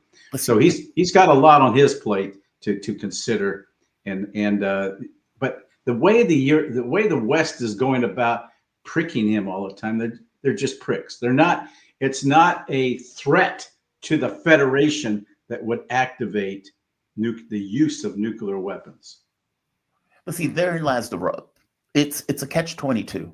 It's kind of like it's a Hobbes choice. In fact, all of this has been a Hobbes choice. Either you allow us to overthrow the government of Ukraine and put it in NATO, or you take aggressive action in order to prevent it.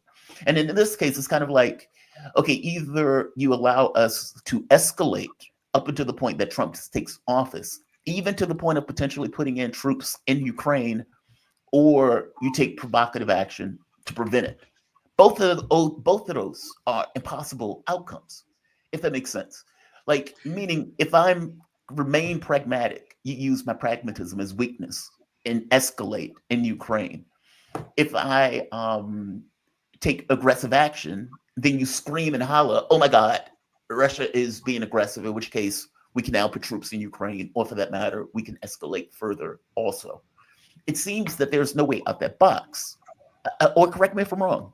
Do you see a way out that box? I just don't see U.S. troops with boots on the ground in the Ukraine.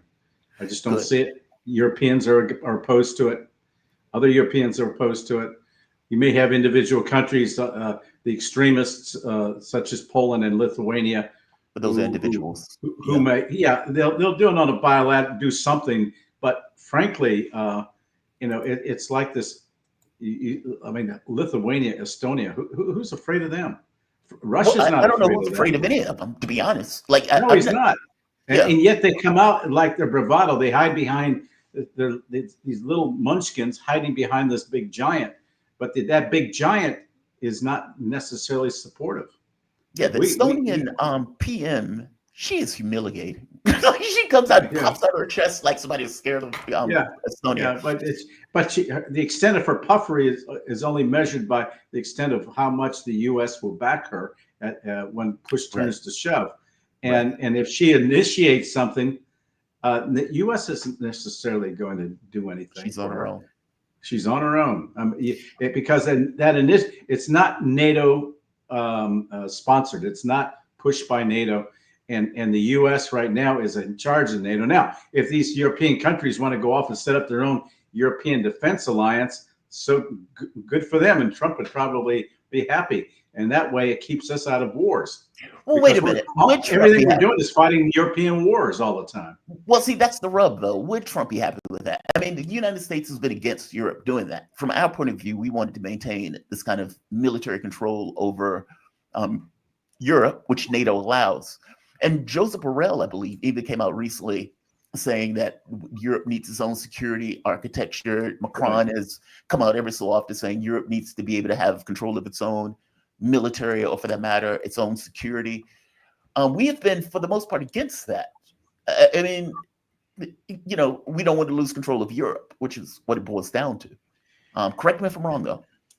Well, NATO is really a post-World War II structure. We've got to get out from. We have to emerge from that way of thinking. The world has moved on. We don't have direct threats any longer. We're trying to instigate one with Russia by declaring them to be the boogeyman in order to support our defense industry. But there's no basis for it. I mean, after the end of the Cold War, Russia turned westward, and we rejected them. Right. I mean, people have got to know their history. People don't know their history. I played an interview with Jeffrey Sachs earlier today, and I let it play out, where he goes into chapter and verse, how it happened, how the breakdown happened, how Russia was literally looking westward, like meaning, these guys were looking to the West to be part of the Western structure, and we rejected them on it. I mean, exactly.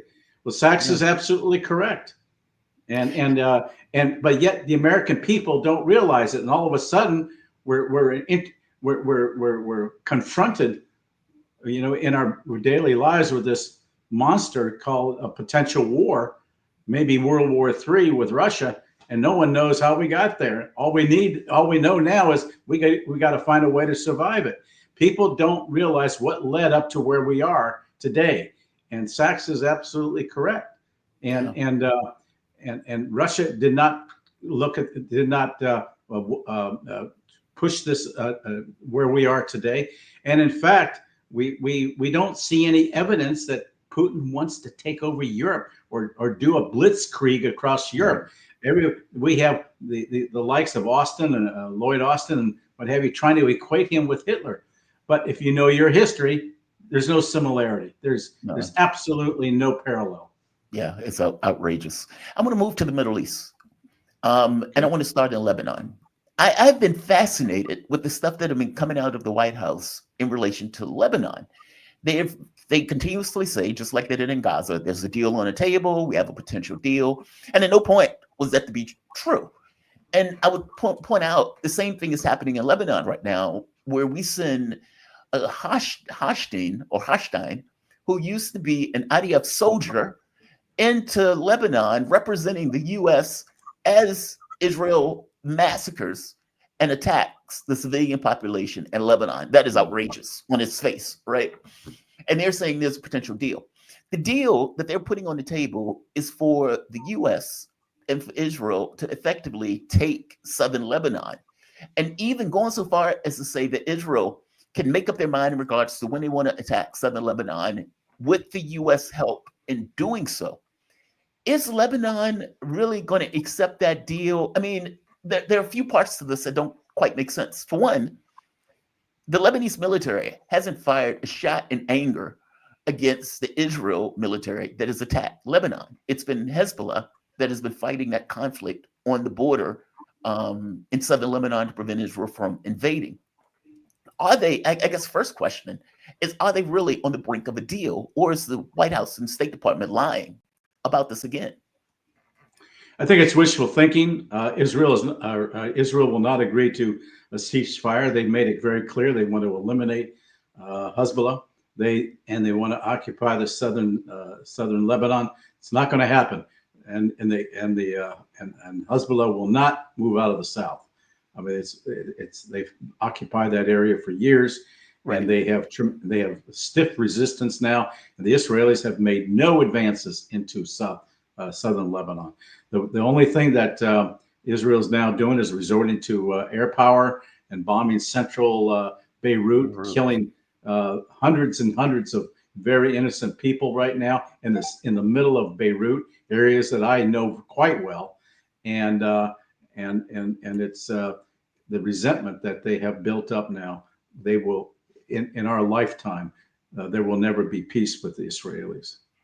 Well, they're trying to say that they're trying to get the Lebanese government to agree to send Lebanese troops to southern Lebanon with the idea that Hezbollah pulls back out of southern Lebanon. Yeah, it's just not going to happen. Hezbollah will not do it, and the Lebanese military is too weak. Even though they work hand in glove to some extent, and a majority of the Lebanese military, frankly, are Shia. They're going to go along with what Hezbollah wants.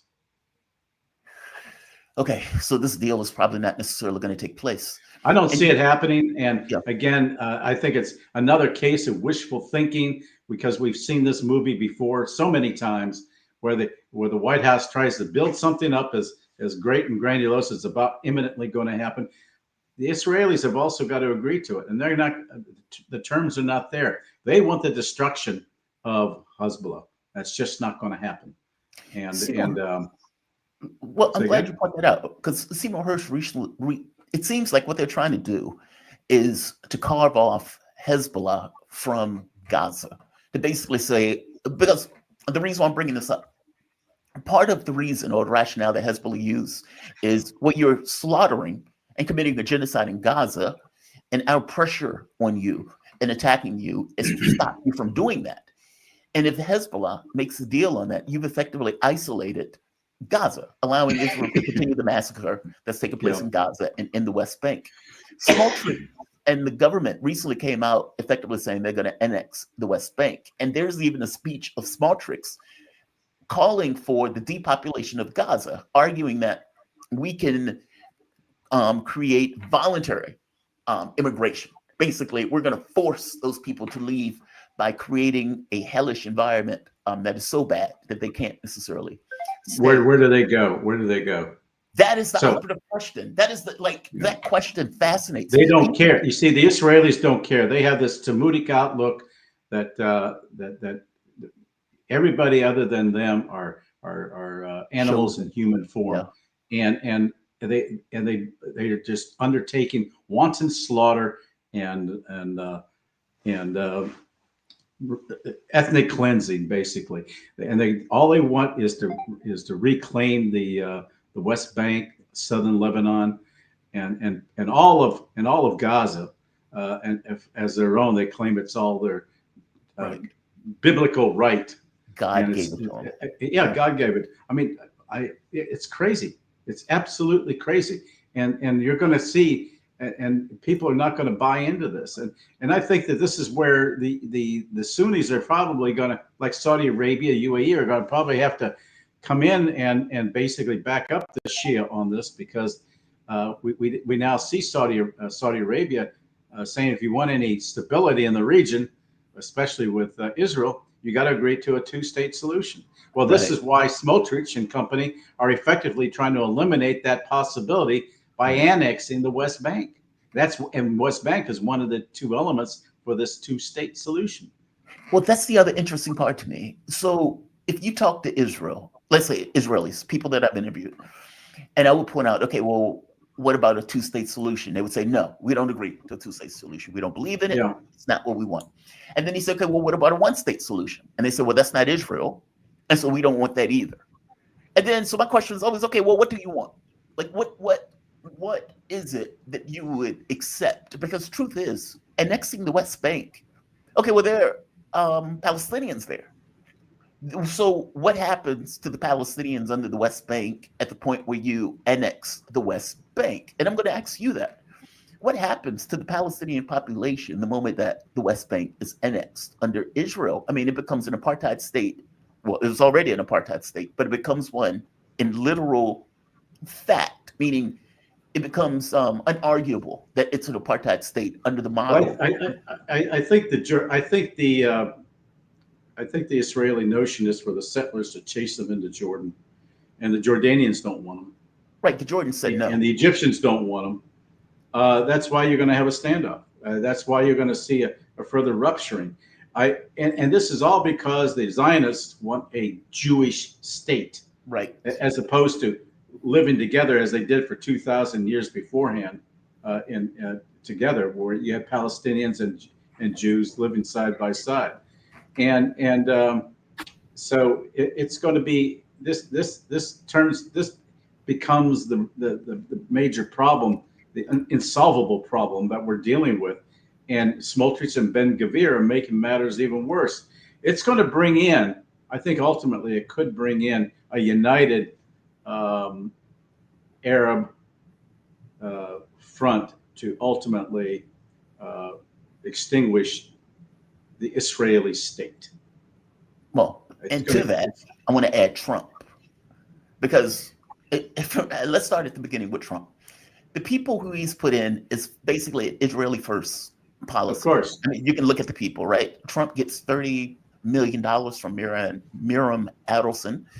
It was supposed to be $100 million, but whatever. It ends up being around $30 million. And so he has decided, I'm going to take an Israeli first policy. And I'm super curious on what that looks like in real terms, especially considering the world is different. Saudi Arabia and Iran have mended fences to some degree. Yeah. All of them are under BRICS. Iran has signed, or is going to sign, a security agreement with Russia in this case. So even if Trump wants to deal with Russia on, let's say, the most favorable view of it, that he wants to come in and make some kind of deal with Russia in the Ukraine war, any pressure attempt on Iran is going to run into that security agreement with Russia. How do you think this looks when Trump gets in with this kind of Israeli first policy, when the entire Muslim world at this point hates Israel for the genocide that they're committing? What does this look like in real terms?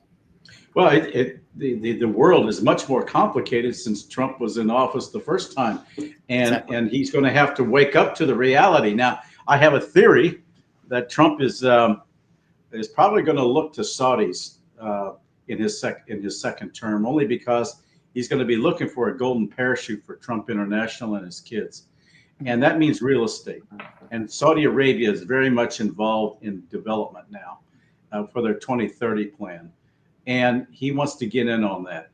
But the Saudis are insisting, however, that to normalize relations at all with Israel, they all have to agree to a two-state solution. So I think he might start veering in that direction. He's done everything for Israel that Israel wanted in his first term, and realized that Netanyahu basically stabbed him in the back on a few occasions. Well, he basically undercut him. There were two instances where Netanyahu undercut Trump. Number one was that as soon as Biden won the 2020 election, he got a congratulatory message from Netanyahu.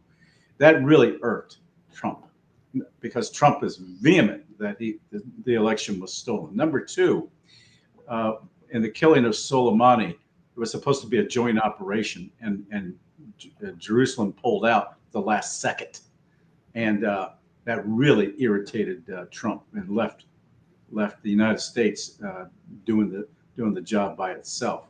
Right. So it goes on, and so basically what Netanyahu does is create these problems for the United States, knows he has the U.S. locked in, and then he wants the U.S. to fight its wars and handle its problems, particularly on the military side. Now, for the first time, Israel, for a year now, is experiencing war directly. They've never experienced conflict for this long internally, and now people are really beginning to get tired. And I'm seeing increasingly the possibility that people are going to get more and more irritated with Netanyahu himself, and because they cannot go on and sustain this, their economy is in the toilet, and I think that as long as this continues with these wars, Netanyahu's popularity is going to wane even further, but because they haven't really accomplished what they set out to do. Now they defeated Hamas militarily, but they haven't extinguished it, and that's what they want to do, and that's not going to happen. Just not going to happen. Hamas is still fighting in Gaza. I mean, it may be pinpricks, but they're still fighting in Gaza. Apparently, in the West Bank, it started to blow up because, again, they're trying to annex the West Bank, and the settlers have gone on a killing spree. Hezbollah, even though they might have decapitated the heads of Hezbollah, they're still fighting. In fact, they have replacements already. That's how they train. Yeah, the missile strikes that have basically just like hit Tel Aviv, Haifa, the Ashdod military bases. I mean, meaning they're still launching and fighting in that sense. Sure. And Iran has effectively said they're going to launch attacks on Israel, what they call True Promise 3, that they're effectively preparing for those attacks, and that they may escalate to the point of developing nuclear weapons. This is like an astonishing outcome, all of this stuff being pushed by Israel. One last point. I want to get your take on the arrest warrant for Netanyahu. And before I get your take on it, I want to play you Netanyahu's response to having the ICC issue the arrest warrant. I hate this clip, but I'm going to play it anyway, purely for the audience and purely for your analysis of it. But this is Netanyahu referring to the International Criminal Court arrest warrant regarding crimes against humanity. The anti-Semitic decision of the International Court in The Hague is a modern Dreyfus trial, and it will end the same way. 130 years ago, the French Jewish officer Alfred Dreyfus was falsely accused of treason by a biased French court. In response to these false accusations, the great French writer Émile Zola wrote his monumental essay, J'accuse. He accused the French court of anti-Semitic lies against an innocent officer who was later exonerated of all guilt. Now an international court in The Hague, also headed by a French judge, is repeating this outrageous offense. It is falsely accusing me, the democratically elected prime minister of the state of Israel, and Israel's former defense minister, Yoav Gallant, of deliberately targeting civilians. This when we do everything in our power to avoid civilian casualties. We issue millions of text messages, phone calls, leaflets to the citizens of Gaza to get them out of harm's way, while the Hamas terrorists do everything in their power to keep them in harm's way, including shooting them, using them as human shields. The court in The Hague accuses us of a deliberate policy of starvation. This when we've supplied Gaza with 700,000 tons of food to feed the people of Gaza. That's 3,200 calories for every man, woman, and child in Gaza. And these supplies are routinely looted by Hamas terrorists who deprive their people. I'm going to stop that there because it gives you the flavor of what he's trying to do. It's obnoxious on its face, and it defies history. He tries to equate himself As a victim, like Dreyfus was, it's comparing apples with oranges. Once again, he's a professional victim. He wants to be the professional victim. During the period of Dreyfus, they didn't have the communications that we have today, and we see everybody sees for themselves what's going on the battlefield and the wanton slaughter of more than 40,000 innocent women and children and elderly Palestinians, and also in Lebanon now. So he can equate opposition to Israel as anti-Semitic, but as a Semite myself, and I oppose Israeli moves, it's going to be hard for them to accuse me of being an anti-Semitic. I hate the policies. I hate what he's doing, and it's not because he's Jewish. It's because he's slaughtering innocent people, and he's no better than the Nazis were.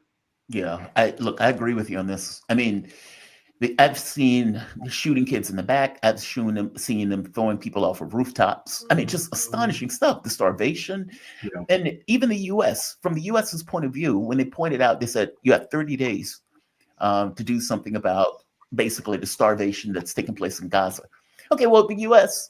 wouldn't have to say that if indeed the people were eating and getting food and resources that they were supposed to get their hands on. Yeah, they weren't getting them. They weren't getting it. Yeah, it's against our own laws to allow Israel, and yet we continue to back them and give them a blank check on this stuff. See, on the ground, the Palestinians themselves have a fundamental problem. How can you be calling to feed us on the one hand, but then giving the bombs to the Israelis? They've said we want nothing to do with the United States. Right. And that can go on for generations now, and that is the impression that the world is coming to, in conclusion, that the world is coming to toward the United States in light of this support for Israel. Israel is taking us down with them, and that is wrong. If we're going to look at the Middle East, we need to look at it independently of those countries independently, and not through the prism constantly of Israel. It's got to stop. Agreed. I've asked this question to many analysts who've come on and talked about this issue. How do you think this ultimately resolves? Meaning, what do you think this looks like at the very end of it on the ground? Unless Netanyahu is taken out and fast, I see this expanding further. He has designs to go into Iran that will bring in Russia and China. And I think that that's when you're going to see the beginning of the end of Israel as a nation state. Do you think Donald Trump would back him in these attacks? I ultimately think not.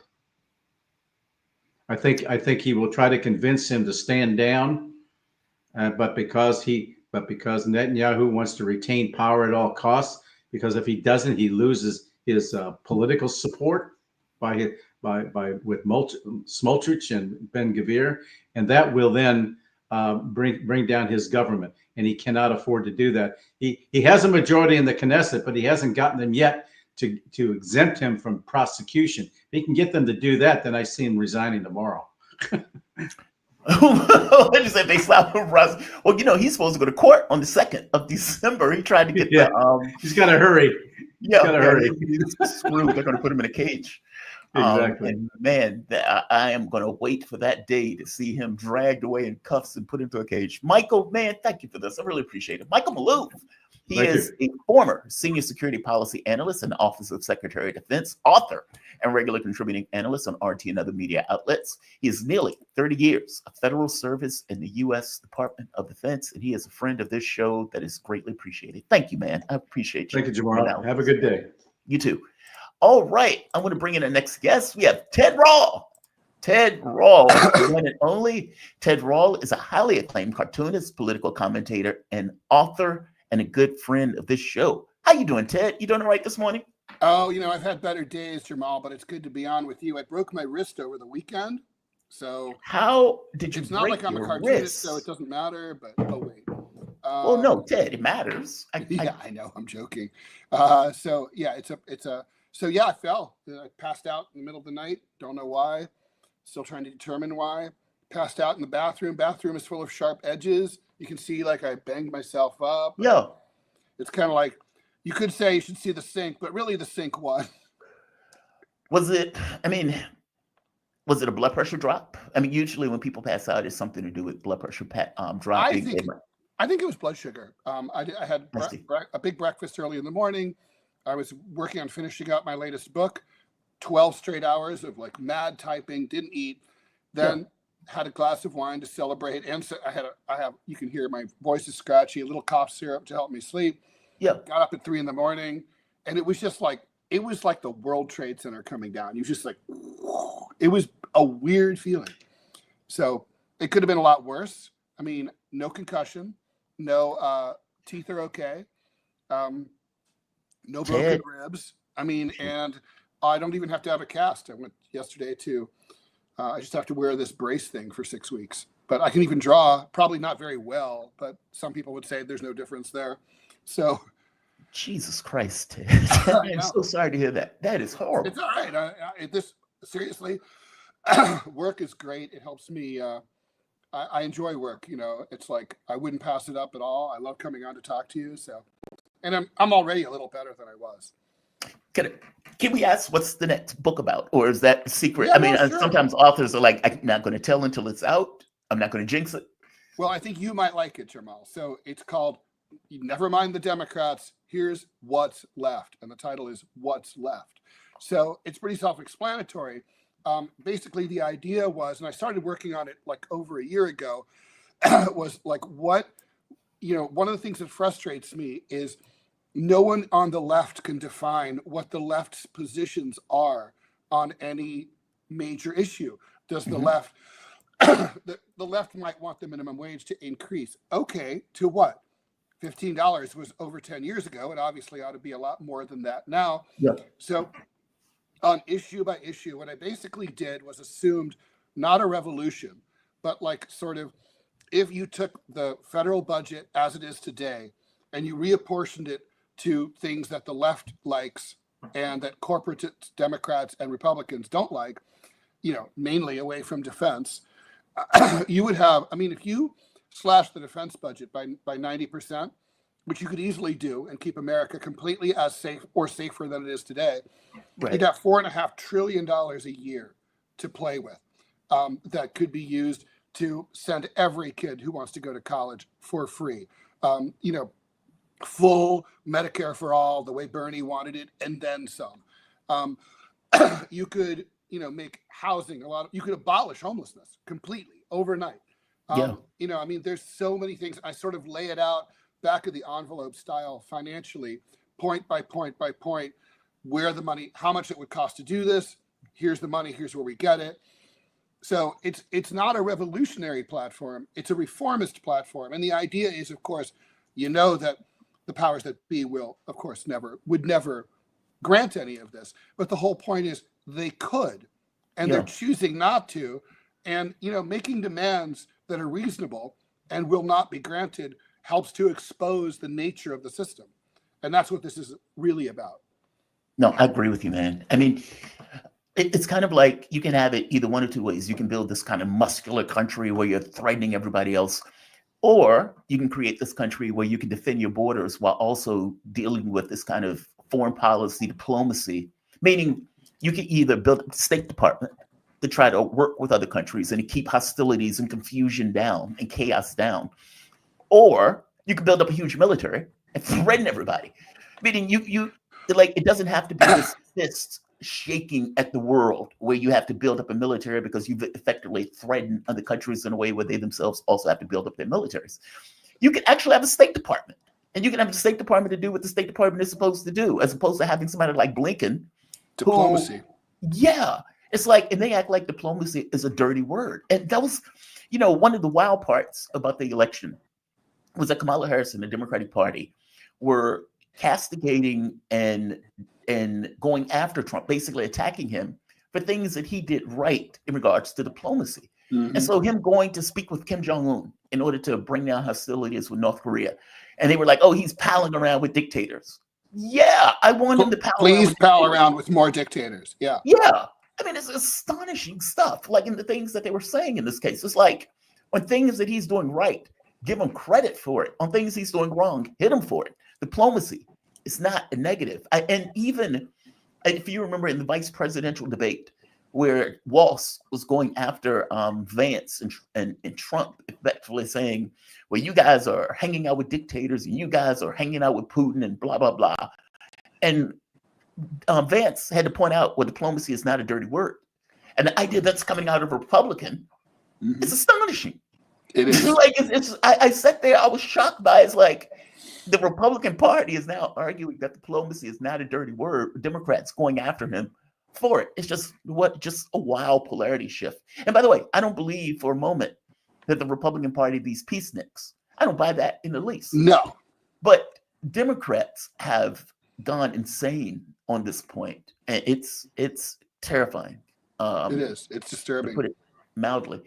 I want to have a conversation about a few things. So Kamala Harris is still asking people for money. And I know. I'm show on up. our list every day. Oh, so you get the emails also. So I was showing the audience this email. Let's see if I can find it, that I got from Kamala Harris, where she was asked right here. So somebody posted this, but I was also getting these emails myself. I am astonished by this on so many levels. The woman gets $1.5 billion, loses the race, and is still $20 million in debt, if not more, after losing that race, and sends out this email. Stephen or Ted or Jamal or Shaniqua. Shaniqua is more funny to me, so I'm going to go with Shaniqua. Shaniqua, we wanted to check in and give you a short update before this week begins. Over the past few weeks, we've been in states helping finish out recounts and making sure every vote is counted. Hey, boo, every vote has been counted. You lost. Yeah, The reality is, I don't care. right. Right. But the reality is we need to see another surge of donations to allow us to continue building the foundations of resources needed to hold Trump accountable these next 4 years. Can we count on you to contribute $50 or whatever feels right to you? No. Yeah. And I love that last part. Whatever feels right to you. Nothing feels right, Harris. Donut. Nothing. It said to support the Harris Fight Fund program to make sure that every vote counts and these final races to hold Trump accountable. Isn't that astonishing? Hold him accountable for what? He hasn't even gotten in office yet. And you're asking for $50 more for me, or whatever feels right to you. Whatever It's feels right to you. amazing. I mean, and the thing is, I mean, it's so disgusting. I'm thinking when I read this, if only there was an entire political organization, an entity whose job was to hold the opposition party in accountable when they're out of power. What would we call this? We would call this a political party. And this political party might be called something like the Democratic Party. And that's their job. They have the money. If they don't have the money, and also it's just like, if you're going to come asking for money, not now during the transition. Wait till Trump does something outrageous, then fundraise. It's stupid to do it now. I mean, really, I just think it's bad politics. This is as stupid as her campaign was. Well, therein lies the rub. Apparently, there are people who are not getting paid because she doesn't have the money, which is the reason why these emails are now going out. So consultants. Yeah. She's $20 million in debt. And, I was watching. She can sell her house. Well, what is this in the house? It's a gold bar sitting in her fridge. Yeah. Cuomo was asking. Okay, so there are a few things. One, Cuomo was asking one of these political people in the Democratic Party, basically, was this a grift? Was this a situation where money was being stolen? And the guy said, in a legal sense, yes. And his argument was effectively, because the campaign was 3 months, that all of this money was being dropped into the campaign. And that they were like, okay, well, we need something to do with the money. And so they were running ads in places like Florida, even though they knew they were going to lose Florida. But his argument was, well, you have to run the ad in order to get the money. And whether they knew it was going to win or not, even if they had a belief that this ad doesn't matter, you still have to run the ad. And so they were running wall-to-wall ads in order to get paid for the ads that they were putting out, knowing full well that the ad wasn't really going to have the bang for the buck consequence that they wanted the ad to have, meaning it was a grift.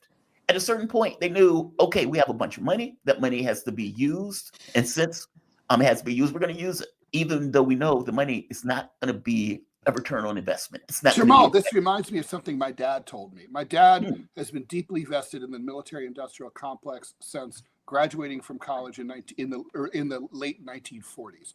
He's been everywhere. And he's like the Zelig of like the national security state. And he told me a fascinating thing about the defense budget, and this would be true about a lot of government agencies. He said, a lot of times the Pentagon doesn't really need to spend that much money. Right. And they're like, kind of like, well, there's not that much going on this year or whatever. So instead of just saving the money into a pot or giving it back to the general fund for the Treasury to pay down the debt or something like that, they're terrified not to spend it. Because if they don't spend it, they're worried that Congress will say, well, last year you returned 15%. So obviously we can cut you by 10 or 15%. So to avoid that, they deliberately squander the money. And they'll call defense contractors and say, we're going to overpay you and just sell us any stupid piece of shit. And that's what this sounds like. Sounds like the same mentality at the DNC, running ads that will have no effect whatsoever. What's angering about that? Because the same thing happened in Afghanistan, where there's a thing called what is the name of it? It was the name of it. There was, God, I can't think of the name of it right now. I'll find it. Are you thinking of that agency, SIGAR? Yeah. It was the Afghanistan Files. I believe it was the Washington Post did. It was fantastic. The guy who runs it's awesome. Yeah. And so he goes into, it was supposed to be a behind the scenes look at what happened. Basically, they were asking what happened. And there wasn't any thought that this was going to get out into the public. And so they would ask these military commanders, they would ask people who were on the ground, they would ask people all throughout the military, how did we screw up Afghanistan to the degree that we did? Yeah. And one of the things that came out was that they were asking them to spend like $1 billion in an area that only had like mud huts. Like basically, like they were saying, and I remember one of the comments was, I couldn't even spend this in America, let alone in a country that had basically mud huts as their main area of living space. And he was like, so it became a grift. So they were giving money to like dictators, like to gangsters that were in these areas. In order warlords. I mean, like the money that they were spending was astonishing. And they were doing it purely because they had a huge amount of money to spend, not because it was giving them the political effect that they wanted. And it feels like the same thing with the Harris campaign. You have $1.5 billion. You have 3 months to spend it. What are you going to spend it on? Oh, I know. I can fly flags over campaigns, or I can have Beyonce show up at my concert, or I could get Oprah Winfrey to give a political ad, which I'm going to call an interview. It was a grift. It's a grift. It's a grift. I mean, there's always padding in political campaigns, although maybe not in Trump's 2016 campaign, which basically he ran out of a closet in Trump Tower. I mean, he didn't have any county headquarters anywhere in the country. He didn't have a state headquarter in most states. Wow. It didn't matter. This was a TV campaign. And I remember, if you remember Hillary's initial announcement, it was on Roosevelt Island in Manhattan. It's just in Queens, near Queens, between Manhattan and Queens. And she built this stage in the shape of the contiguous 48 states to do this on, so she could have Manhattan as her backdrop. First of all, look, I live in New York City. I love Manhattan. I think we have a great skyline, but I think that's bad politics. It's bad optics to open your campaign for the entire country in sort of the weirdest, most European city in the country. But leaving that aside, she spent $5 million on that stage. Wow. Now, how many ads could you buy? How much data crunching? I mean, how many workers going door to door, canvassers could you pay? I mean, $5 million. And that's just one example. Well, Donald Trump only raised $400 million in this race compared to $1.5 billion by Harris, meaning she outraised him by 4 times? Yeah. And he has even put out trolling ads, effectively saying, "Hey, we need to help Kamala Harris out because we have so much money left over. Anything that we can help you with, we can help you." It's just utterly astonishing. So And funny. to raise your blood pressure, apparently Harris is talking about running again. So Yeah. this came out. I believe That's this not was going to Politico. happen. I mean, every campaign. Do you realize the first campaign that she ran in the DNC, she ran out of money also? Yeah, Harris, I remember that. Harris is telling her advisors to keep her political options open. She's even considering running for governor of California, apparently. I could see them giving that to her. I mean, California is a one-party state. Yeah. And so basically it's kind of like what they did for Hillary Clinton after her, after her first lady stint, and they greased the skids for her. It was really actually disgusting. There was a woman who was a really hardworking New York politician who was about to, probably become the first woman senator from New York. But the DNC just said, "Okay, it's not your turn. Get out of the way. We'll take care of you later." Of course, they never did. And just to give it to Hillary, which she almost lost, by the way, to an obscure Long Island congressman who was really wet behind his ears. It says a lot. I mean, I know the lesson for a lot of people is this is all about sexism and racism, and I'm sure that played a part. But it's not. I don't think it was determinative here. I think this was a perfect storm of a lot of mistakes. Yeah. Well, Joanne Reed is saying that it was a flawless campaign. Oh God. That they even had Queen Latifah, and Queen Latifah doesn't typically announce, or back anybody, and yet they back Kamala Harris. They are getting this so wrong. It's astonishing to me, and they've come into this assessment. Well, it's sexism and racism, but the problem is the people who are coming to this assessment are in a bubble. You're talking about people who are rich, people who are part of what they consider to be elites, who don't have to worry about where their food is coming from, whether they can get medical care, whether they can pay for their kids to go to school, meaning they are isolated from many of the difficulties that most ordinary Americans deal with. And so they don't have the pressures on them that most Americans have. And they don't have the instincts. I mean, FDR was all of those things. He was incredibly wealthy. So was Theodore Roosevelt. There's been some very rich presidents in American history who had the common touch. Yes. FDR you never would have confused him for anything other than the patrician that he was. But he, like Trump, he was able to take a look at all that misery and tap into it and say, "I care about this. There's a better way. Follow me. I've been to the mountaintop. Come with me."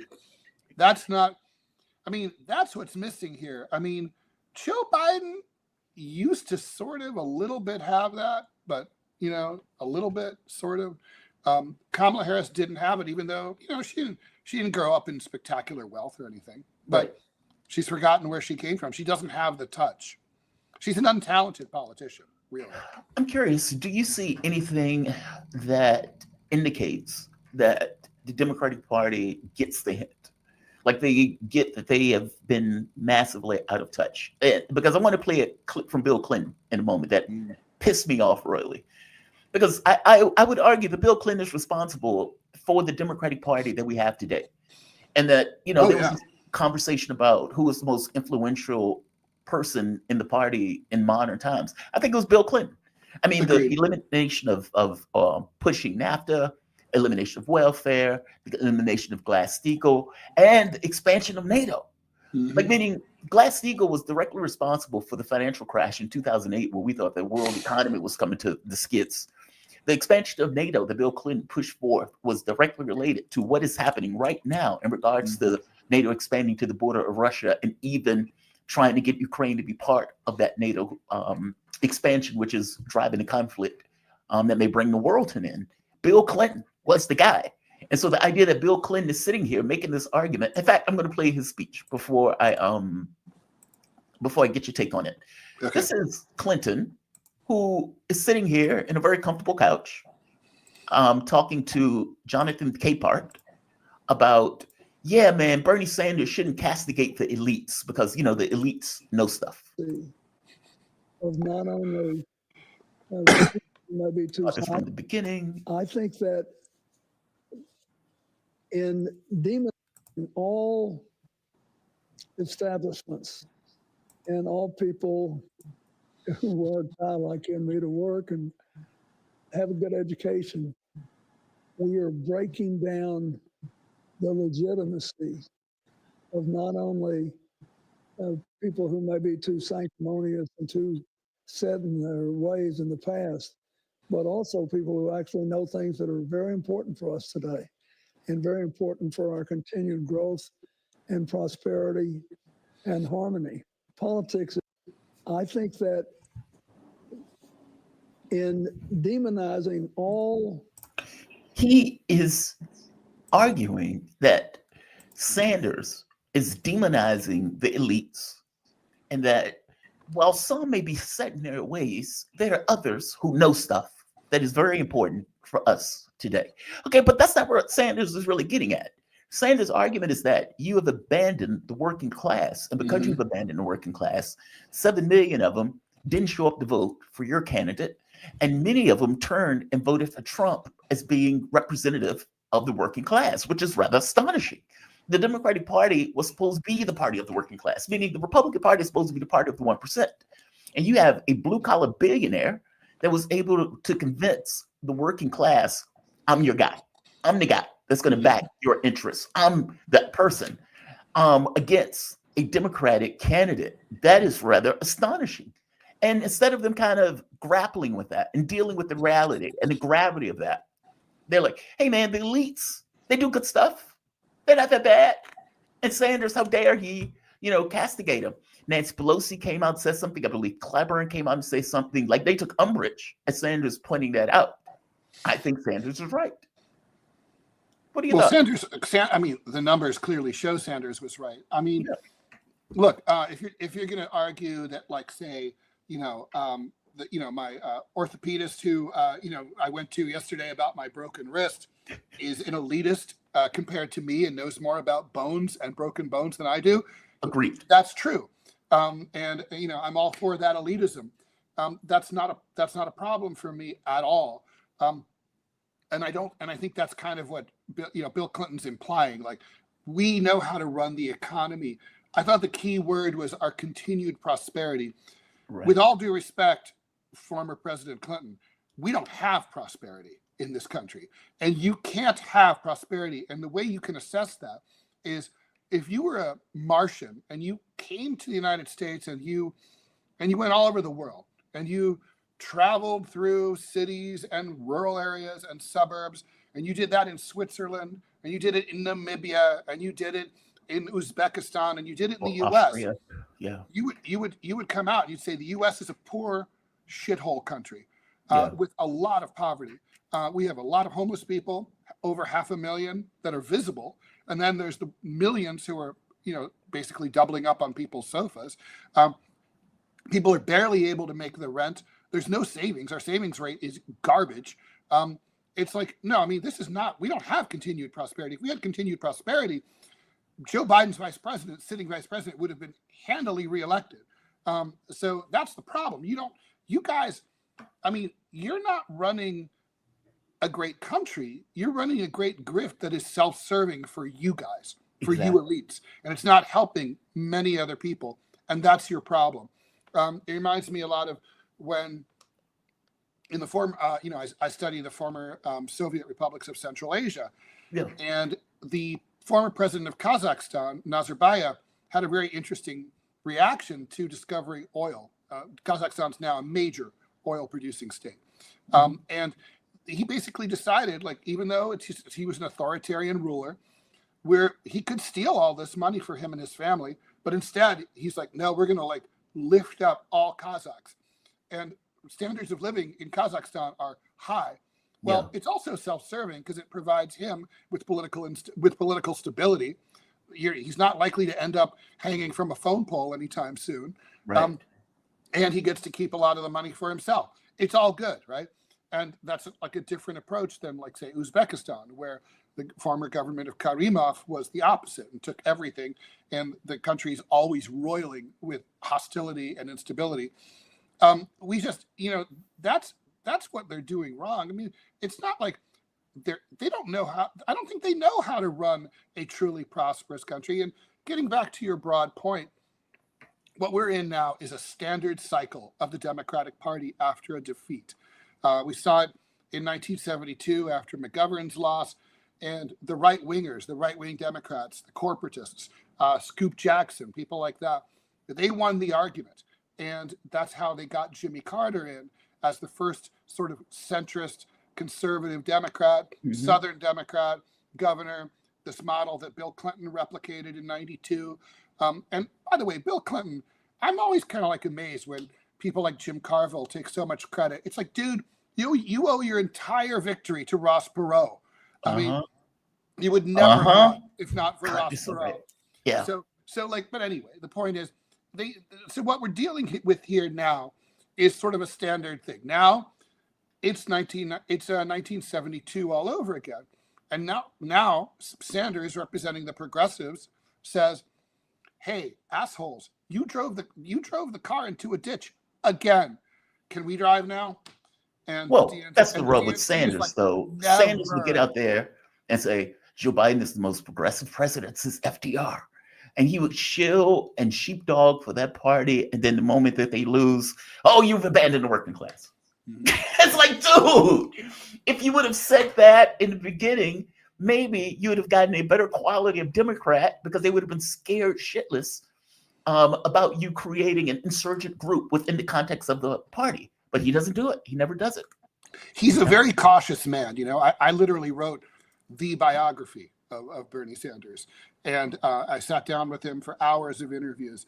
Yeah. And what's really struck me was how conventional and cautious he was. By today's standards, we think of him as a, leftist, democratic socialist, wild and crazy. But that's only because the 50-yard lines of American politics has moved so far to the right. Yeah. The truth is, he's Hubert Humphrey. He's a centrist Democrat in 1968. Yeah. And that's all. And that's not necessarily a terrible thing, but that's who he is. No, it's just the party moves so far to the right. Yeah. So when you understand that, like he's so cautious. And like, I asked him in 2015, why don't you run as an independent? He said, well, there's no way to win as an independent. You need the apparatus of the party. All right, fair enough. That's arguable. But then at the same time, when it became clear, and I remember telling him, I was like, off the record, I was like, Senator, you could win this. It was June 2015. He had 2% of the Democratic vote. I said, there's a path to the nomination for you.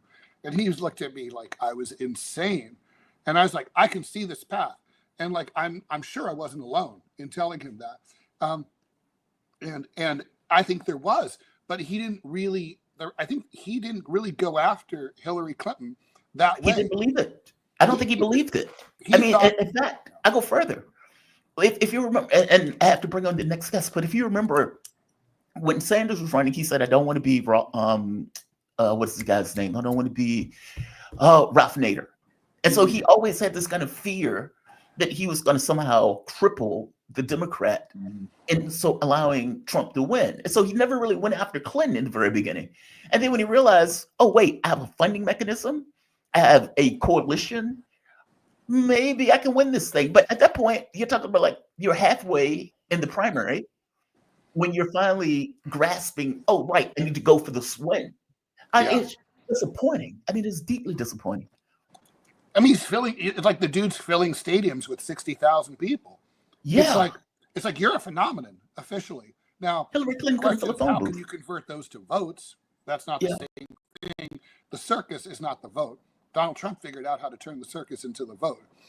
But that's, I think he's a deeply cautious man. I think that's why he waited till he was till he was safely reelected in this past cycle to another 6-year term. He's 83 years old. He's good until he's 89. I'm pretty sure that's going to be it for him. So he's like, oh, well, now I can start raising some hell. Bernie, Bernie, should have done it before. So now I can raise some hell at 83. Ted Rall. Ted Rall is a highly acclaimed cartoonist and commentator and author. Ted, get well soon, man. Thank you very much. I'm working on it. You have a good one, man. Be safe. Thanks. You too. All right, let's bring in our next guest, Peter Coffin. What's going on, Peter? How you doing this morning? I was enjoying your conversation there with Ted. Oh man, yeah, Ted is a great guy. He injured himself somehow. I saw, yeah. Yeah, he's all banged up. My heart goes out to him. I hope he, stays safe. But let me bring you in, Peter. Peter Coffin is a journalist, writer with over 250,000 YouTube subscribers, podcaster, and author.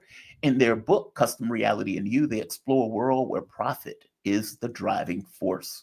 And I think that is just our world, even in regards to media and everything else. How you doing? You doing okay this morning?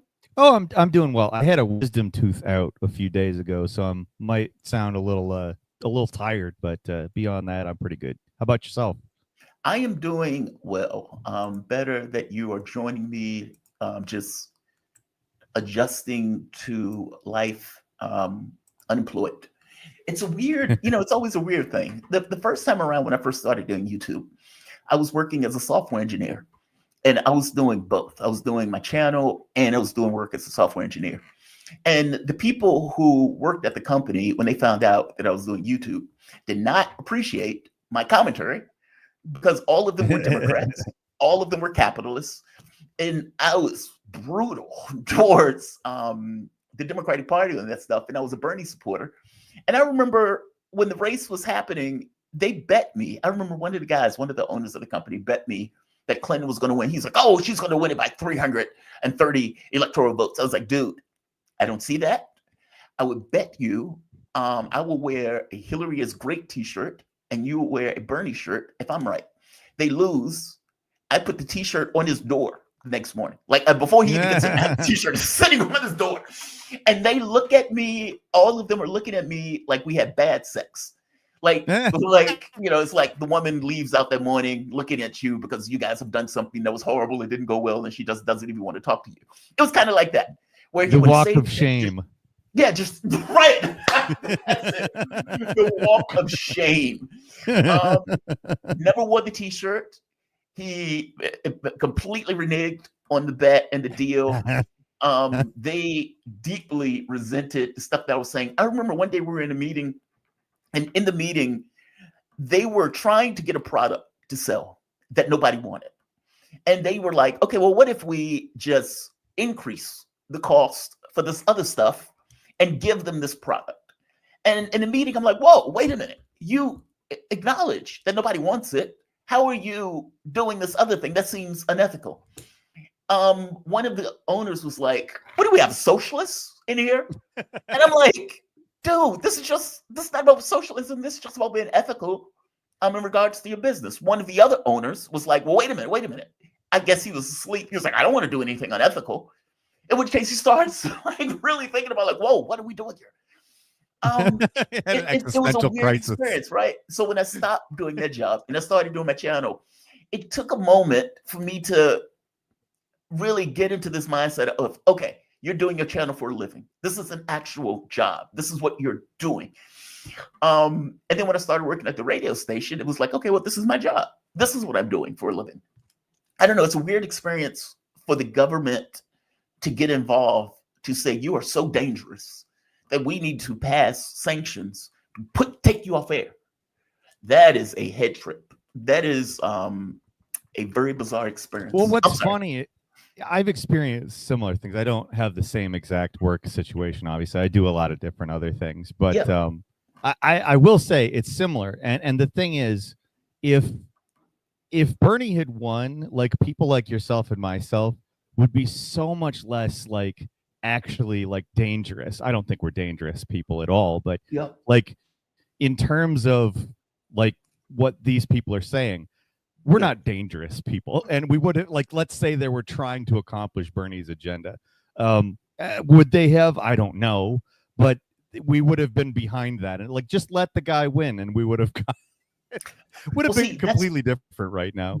That's the other interesting point. I make this argument and I stole it from somebody, I don't know who originally said it, but that the rise of the right, or let's say the rise of the extremes, is indicative of the failure of the center. That when the center falls, that you have these other groups, these other parties that come in that are what are considered to be on the wings of the political party, the fringes of it.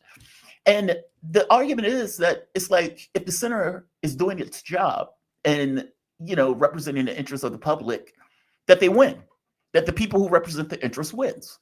And when it becomes clear that they are not doing that, where these guys are either grifters or they're not necessarily living up to the obligations of the majority of the population, then they begin to lose. And they lose to fringe candidates that start to espouse the best interests, or at the very least, the expressed interests of the public. And so you get a Trump on one side who, under no circumstances in the 90s or early 2000s, could ever even get close to the electoral space. And you get Sanders, who calls himself a socialist in a capitalist country. And both of these guys end up with a political coalition that is as potent. I mean, God, Sanders' coalition, even when he lost, that coalition was still there 4 years later. And I would argue even still there 8 years later than that. Whereas the Democratic Party does not have any coalition like that. The coalition that they were able to build was We Hate Trump. And that wasn't enough to win it.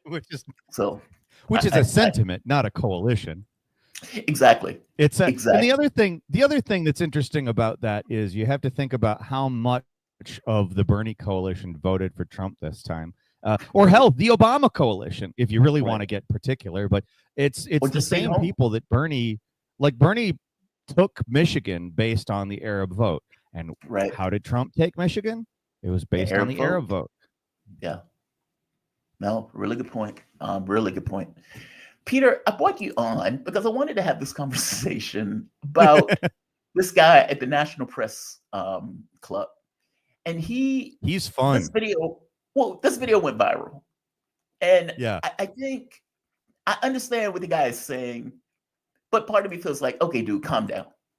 You're like, this loss of legitimacy is not coming from Elon Musk. It's coming from you. Meaning, you guys have fundamentally failed. I go through the list of weapons of mass destruction in Iraq. Okay, that was false. You guys promoted that. Donald Trump is going to shoot Liz Cheney in the face. I remember when CNN was reporting that, despite the fact that Trump was talking about anti-war. It never came close to saying that he wanted to shoot Liz Cheney. They ran with it. Unprovoked invasion of Ukraine. Okay, they ran with that. That is not necessarily true. There's reality to that stuff. Meaning they promote stuff and put out stuff that people find to be false. I mean, even the Vietnam War thing, that was not true. This stuff leads to wars. This stuff gets us involved in horrible outcomes, and it happens over and over and over again. And what they don't quite get is when they put out stories that are fake or false, that it undercuts confidence in U.S. media, meaning that has nothing to do with Elon Musk. That has to do with the stories that they recounted versus the reality of those stories that come out later. So this is the viral video. This is him freaking out, effectively saying that Twitter is not news. Twitter is not news. Okay, fair enough. But I want to get your take on it. I mean, look, they're applauding on morning everything we do is under fire. Elon Musk sits on Twitter every day, or X today, saying like, we are the media. You are the media. My message to Elon Musk is bullshit. You're not the media. You having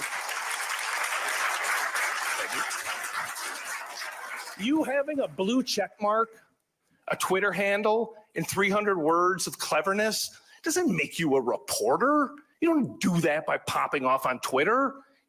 You don't do that by having an opinion. You do it by doing hard work. You have a camera on you and you do it. Yeah. You know what's ironic about that? He's just doing it. He's doing the same thing he's bad at. Right. And MSNBC is only opinion. And MSNBC is full of like Morning Joe, Joanne Reed, that lunatic, Rachel Maddow. All of these people are just opinionists, giving opinions on stuff that's happening. MSNBC is a Democratic propaganda outlet every bit as much as Fox News, and yet they're considered to be the press. I'm sorry, Peter, give me your take. And like, well, first off, like I said, the thing that he's ranting there, you could just press the send button after and it's a tweet. It's the same thing. Like, that's the thing that shocks me is they think that they're doing something different on the air, and they're not. They're by the standards of what the media is. If they're the media, everybody on Twitter is the media, because everybody's doing the exact same thing. They're not, like, it's access journalism for one. So you're not doing any real, like, when they interview a politician, they barely grill them. If they do something that's even like vaguely like might be some conflict a little, that is hard hitting. But it's all softball now compared to 40 years ago. I mean, they generally don't investigate things. They just take whatever they get from police departments and state departments and they read it, and then they talk about what they think about it. That's what it is. It's the same thing that we're doing on Twitter. Granted, yes, it's possible to analyze things from that perspective and find what is true and what is false by, comparing different reports, comparing what the police department says compared to what the neighborhood says. Yes, you can from a distance infer something real, but if you're claiming that that's not the media or journalism or whatever, then MSNBC is not that. It's not. I mean, it's the same thing. It's people in front of a camera doing what people are doing on Twitter. They see, like, they send some guy off to talk to people in the neighborhood, which, by the way, is not necessarily investigative reporting. It's just man on the street, like a YouTuber can do that. You see it on TikTok all the time. Don Lemon, after he lost his job, seems to really love that. It's not. Yeah, man on the street. Yeah. Yeah, it's not. That's not journalism per se. It's nice. It's good that we hear everyday people's opinion. But I mean, it doesn't. None of this is like making strategic allies within institutions and getting information leaked and, playing the game that they played for, say, Watergate, for instance. Like, that was a insane situation by all accounts. And, you can argue about certain aspects of it, certainly, but nobody's doing anything even close to even that at this point. It's just, it's shocking to me that they can be so indignant about it and not look back on themselves and say, well, what are we doing that suddenly Elon Musk, who, by the way, Elon Musk did not invent Twitter. Like, he's not doing something new with, he just owns it. That's right. All. He bought it from some other people. Oh, good point. Good point. He's just the owner. He just bought it. Yeah, it's not. And by the way, I take his point that Twitter is not doing news. Like the people, like, for example, the Afghan files. Okay, that's news. Yes. Granted, it's 20 years late, but it's fascinating and it's news. Sometimes the New York Times, we would say, hey, Obama spent $1 billion in order to undercut the Syrian government by trying to do a regime change. Okay, that's news. Yes. Agreed. Yes. And Twitter is not sending out reporters. Again, agreed. But to your point, the undercutting, the degradation in the public's trust in media came from U.S. media itself. So yes. This is a report from Gallup, and it goes into America's trust in media. And when they look at it, all of those guys are in there, clapping and all of this other stuff. The reality of it is, though, where's the chart? When you get into it, trust in media, right here, it says, do you trust media? A fair amount, not very much, or none at all. The group that trusted not very much is at 33%. The group that trusted not at all is at 36%. And the group that trusted a fair amount is at 31%. Think about that. So you're talking about like 70% of people have zero or not much trust in U.S. media. Twitter didn't do that. Elon Musk didn't do that. I didn't do that. Media did that. Again, what I was just saying, like, if we're, tweeting, if that's not the media, then the media is not doing its job either, because the media is basically doing the same thing.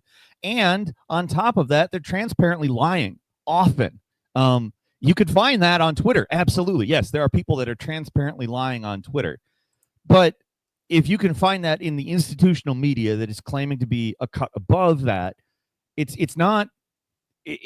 Why have it? What's the point? Like, that's in my opinion, when you see a poll like that, it's a lot of people saying, well, what's the point of even having these institutions? They're just doing the same thing as Twitter. They're just lying to us transparently. The whole bloodbath thing, for instance, remember that?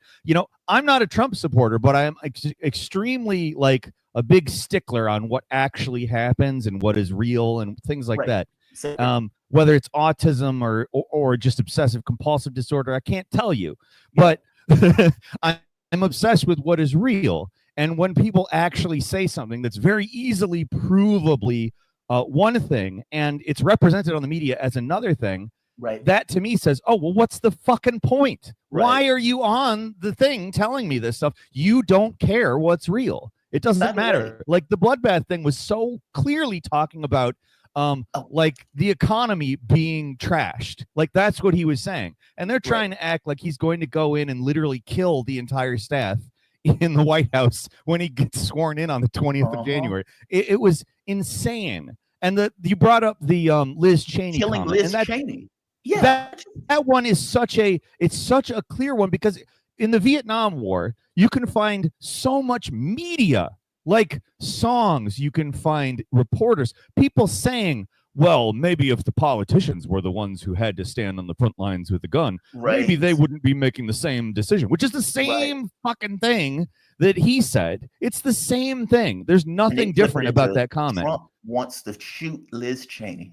And and CNN had person after person after person talking about it as if it was true. It was astonishing. I mean, it had literally just happened. And I'm looking, and I remember watching it like, how are you getting this? How? And if you're doing this to this, what else are you doing this to? Meaning, oftentimes for media, people don't have the ability to have access to the thing that the media is talking about. So they're looking at the media in order to give them this kind of appraisal of reality. And it's like, okay, if you're flipping something like this, that is clear as day, into Trump wants to kill Liz Cheney, what else are you flipping? What other piece of reality are you missing? And I wanted to show this. I was pulling up a news article, not intending for this to show up. Ken Delanian got fired from LA Times for being a spook for the CIA. He was effectively getting the CIA to vet his stories before sending those stories out. LA Times fired him. Here he is on MSNBC talking about something or another. But I wasn't even trying to get to Ken Delanian. I was trying to point out another article. This article, in a break with the past, U.S. is using intel to fight an info war with Russia, even when the intel is not rock solid. And in the article, they effectively talk about the Biden administration lying to the media over and over and over again with stuff that they know is not true, or at the very least have a low confidence that it's true. And instead of the media freaking out about it, like, wow, we're being lied to by the administration, they're like, this is a savvy information war that they're using against Vladimir Putin. It's like, you're being lied to. They're lying to you. What are you talking about? Information war. The government emotionally emotionally abusive partners who gaslight and like tell people, like mess with the head of the person that they're with. That's just a savvy information war. Yeah, it's like they have Stockholm syndrome. It's like they're lying to us, but they're doing it in order to fight this information war. It's like, you guys are out of your minds. You're being lied to. It's just outrageous. I'm sorry. Every time I think about the media and what stage it has gotten to at this point, I just get really frustrated.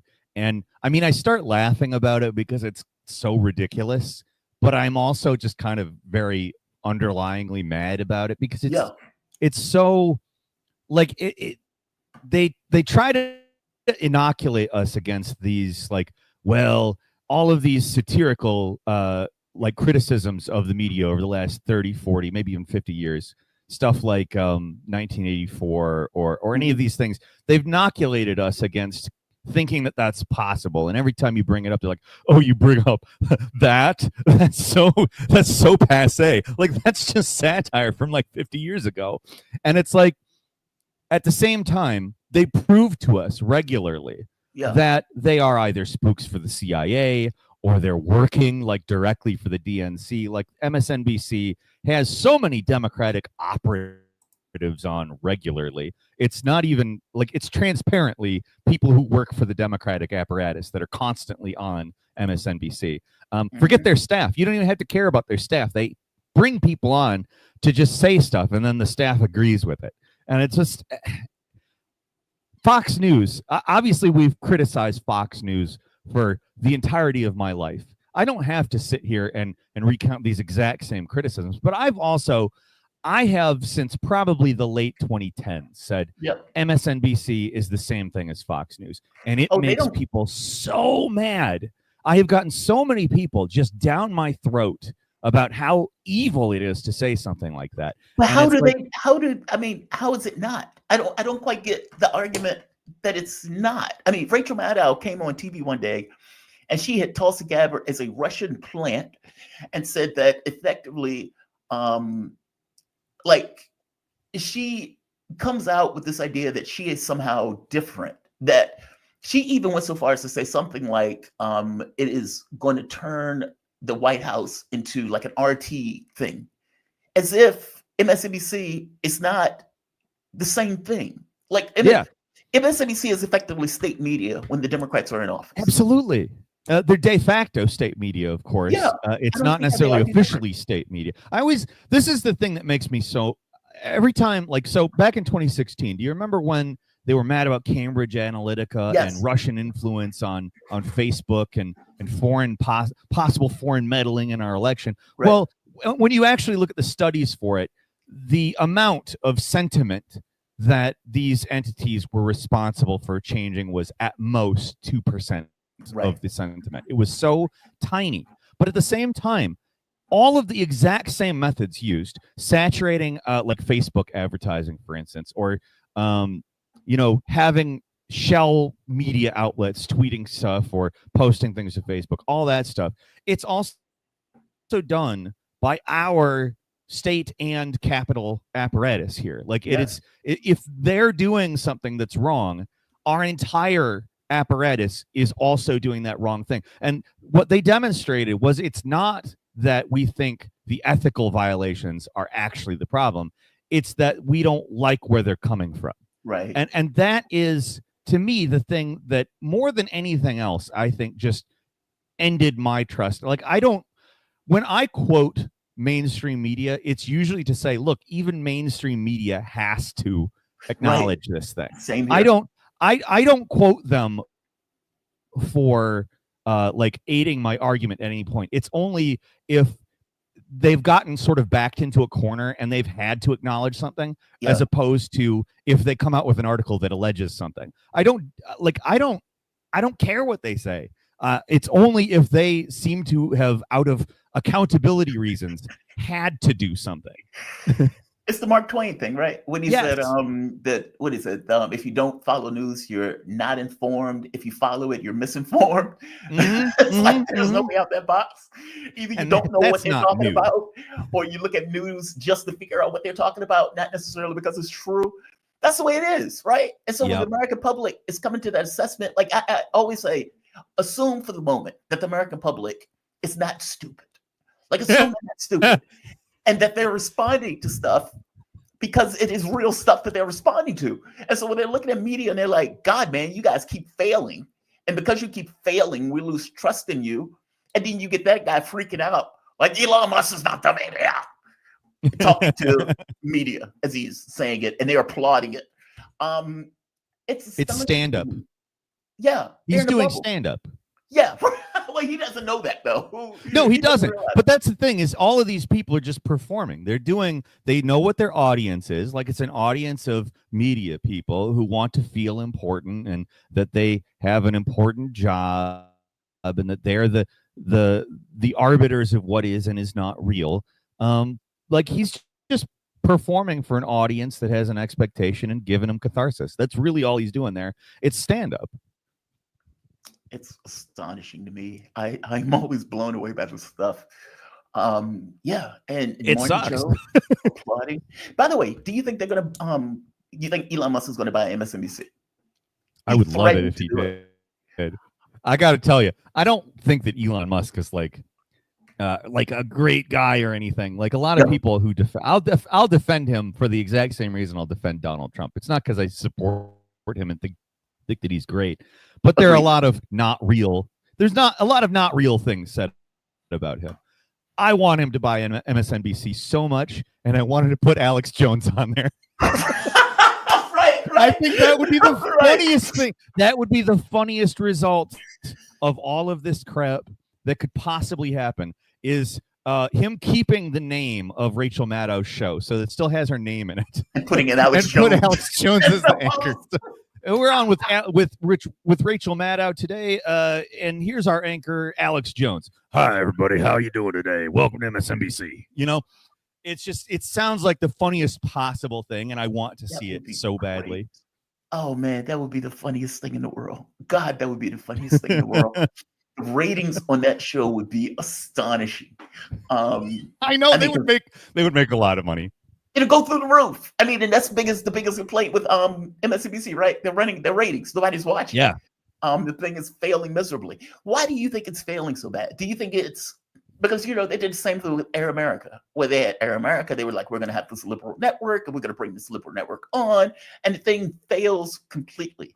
And now they did the same thing to MSNBC. We're gonna have a liberal network. I remember when Keith Olbermann was on. Keith Olbermann used to go into these rants. I used to love Keith Olbermann, by the way. I used to love that show when I was growing up in that. Then he was I liked him too, but back then he's a I don't know if he's mentally well now. Yeah. I feel that way about a lot of them. Joy-Ann Reid. Yeah. I feel that way about her. She seems to be losing her mind. In fact, Joy-Ann Reid did this video where she was telling people that they shouldn't trust their family members or their friends that voted for Trump. Did you see that video? Yes, I've seen her say stuff like that, and I've seen the ramifications of her saying it on Twitter. Because as much as these people think that Twitter is influencing them, and it's true, they're also influencing Twitter. They have all of these people repeating their rhetoric on there. The situation isn't as dire as they think. They just can't make any money. And I'll tell you the reason they can't make any money. It's for the exact same reason that what was it? I can't remember what it was, but there's another entity that I was thinking of a second ago that it's basically it's not that they have no pull or that nobody wants to hear what they have to say. It's that they can't sell anything alongside of it because this is maybe a slightly different example, but all these people are talking about how they need a liberal Joe Rogan. You can't have Joe Rogan was liberal. Joe Rogan was liberal. Yes, exactly. He endorsed Bernie Sanders. It's that simple. But here's the thing. You can't have a quote-unquote liberal Joe Rogan by the standards that they want to have it. And this relates back to the entity that I can't remember. But you can't make money off of something that is based on exclusion. There's a reason why Joe Rogan is able to reach so many people. It's because he's an everyman. He doesn't care who he's talking to. Right. He doesn't care what they've said in the past. He doesn't want to annihilate them. He just wants to hear what they have to say. Right. And he doesn't want to rebut it, even if it's wrong. He'll maybe have some contention with some things, but for the most part, he's just there to have fun talking with somebody. Yeah, and you can't do that on MSNBC. There is no such thing as that on MSNBC. And the reason why you can't have a quote unquote liberal Joe Rogan by the standards they would want one is because you can't have those things in that type of a circle. They want to tightly control information. They want people to have a certain opinion. They want and the whole reason Joe Rogan works. And I'm glad that I'm using Joe Rogan rather than the other thing I was thinking of. I'm glad I forgot that. But the whole reason that he works is just because he is antithetical to what they want to be. Right. He's allowing of people to be wrong. He is allowing of people to have opinions that dissent from his own or what his agenda is. He's allowing. He he doesn't gatekeep, let's say. Let's use the G word. He doesn't gatekeep. He's just making a show that he hopes is entertaining. And yes, he does put his opinion out there, but it's ultimately not the point. And that's why you can't have, that's also why Keith Olbermann became passé. That's why he became irrelevant. That's why he got fired for saying something I think that was false, but the reason, that wasn't the real reason, in my opinion. The real reason was he had grown more or rather less and less relatable and more preachy. And I think that that's just basically what those networks exist to do. What Fox News and MSNBC, you could argue that CNN has a purpose that it doesn't necessarily fulfill of real news, and ultimately diverts into sort of shilling for the Democrats. Yeah. You could argue that. But ultimately, the reputation that's been garnered by MSNBC, and you could say Fox News too, because nobody listens to like conservative talk radio and thinks they're going to get anything like not biased. But you have like MSNBC, and you think, okay, this is the Democrats. What do the Democrats want me to think? That's what MSNBC is. That's why I disagree with you. If you're a Democrat listening to MSNBC, you think, well, this is just reality. Like, you don't think of it in terms of... I mean you and me. I don't mean them. Yeah. Because you don't look at, like, a Democrat doesn't know that what they're getting is a Democratic point of view. From their point of view, this is just reality. And I you agree. can hear it when Hillary Clinton is like, yeah, any point of view that disagrees with me should be thrown in jail. Or you get Kamala Harris saying, well, we need to do something about Twitter because, we don't like the information that's coming out. By the way, Twitter in analysis is 50-50. It is literally the public. Yeah. Like it's not biased one way or the other. It's just the public. No. You get what is his name? John Kerry saying that the First Amendment is a problem, that something needs to be done with the First Amendment. But that's what I mean. Like from the Democratic point of view, their point of view is just reality. And anything that I agree. Their point of view is either misinformation, it's disinformation, it's coming from the Russians or the Iranians or the Chinese or the Republicans. Like it is bizarre. It is super bizarre. Like it is. It is not just, okay, here's a point of view that can either be true or false. It's not just this is a Democratic point of view. This is reality. That is terrifying. Yes. That is terrifying. Yeah, and just to be clear, I was talking about how you or me would look at that network. I look at it as what do the Democrats want me to think, and I look at Fox News as what do the Republicans want me to think. Agreed. But I have absolutely no contradiction to what you just said at all. Yeah, it's bizarre, man. It freaks me out that they have gotten to that point. It's terrifying, and they are very dangerous. And look, it doesn't mean that Trump is not going to be as dangerous. I mean, he said the first thing he's going to do is go after free speech in regards to what's happening in Palestine. So there's no way out that box. I mean, that's a fight either way. Peter, thank you for this, man. I really appreciate you joining me. Peter Coffin, always appreciate you joining me, Peter. Peter Coffin is a journalist with over 250,000 YouTube subscribers, podcaster, and author. In their book, Custom Reality and You, they explore a world where reality or where profit is the driving force. You can follow Peter on YouTube and Twitter at Peter Coffin and purchase the book on Amazon.com. Peter, thank you for this, man. Always appreciate Thanks for having me. Always fun to be here. Thank you. Absolutely. All right. We have come to the end of the road for today. Let's see. I want to make sure I don't have any chats. Good. All right. Guys, I'm going to call it a day. I'm dragging ass. So I'm going to say like. I'm going to say share. I'm going to say subscribe. You can always support this work through PayPal, Patreon, or Super Chats. All Super Chats, or stickers, as they call them, will be read, providing they're not sexist, racist, or bigoted. Hit the subscribe button. Hit the like button. Yes, hit the like button on this video, and also hit the notification bell. I tend to pop in at all times of the day or night. DC Rumble. I do have a Rumble account. Nobody follows me on Rumble, even though every random blue moon I put videos on Rumble. Rumble is a bit of a pain in the ass to try to stream to. Nevertheless, I do try to put my shows there. Falcon, thank you very much. Falcon I, Method. Let's see. Not most, all actually. That's why I'm online. Fair enough. Let's see. Some but Joe Rogan. Rogan flip-flops. Rogan does flip-flop. Rogan was a Bernie bro. Yes, Rogan was a Bernie bro. And I think Peter is right. Like, they keep making this argument, oh, we need a Joe Rogan. Dude, Joe Rogan was a Democrat. Elon Musk was a Democrat. When the Democratic Party got insane, they were ejected out of it. Joe Rogan is the everyman in real terms. Like, he is the guy you can sit there, have an argument, a beer, smoke a joint with, and talk about some of anything. And it could be wild, expansive. It could be heretical. It could be not heretical. It runs the gambit. He's just there to have a damn good conversation. It is an interesting show.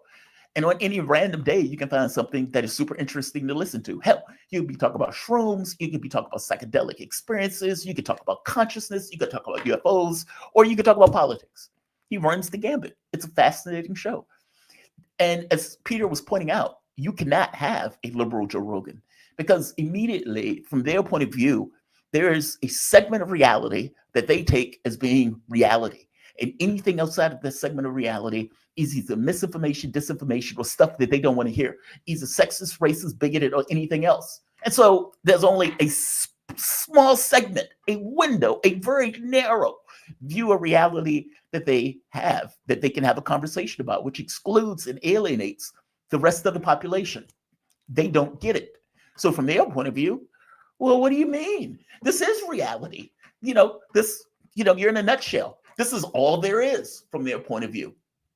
I'm sorry, it's not.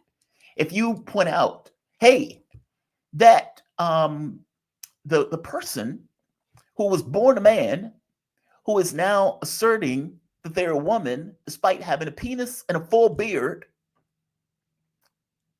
but maybe that's not a woman. Oh, that's racist.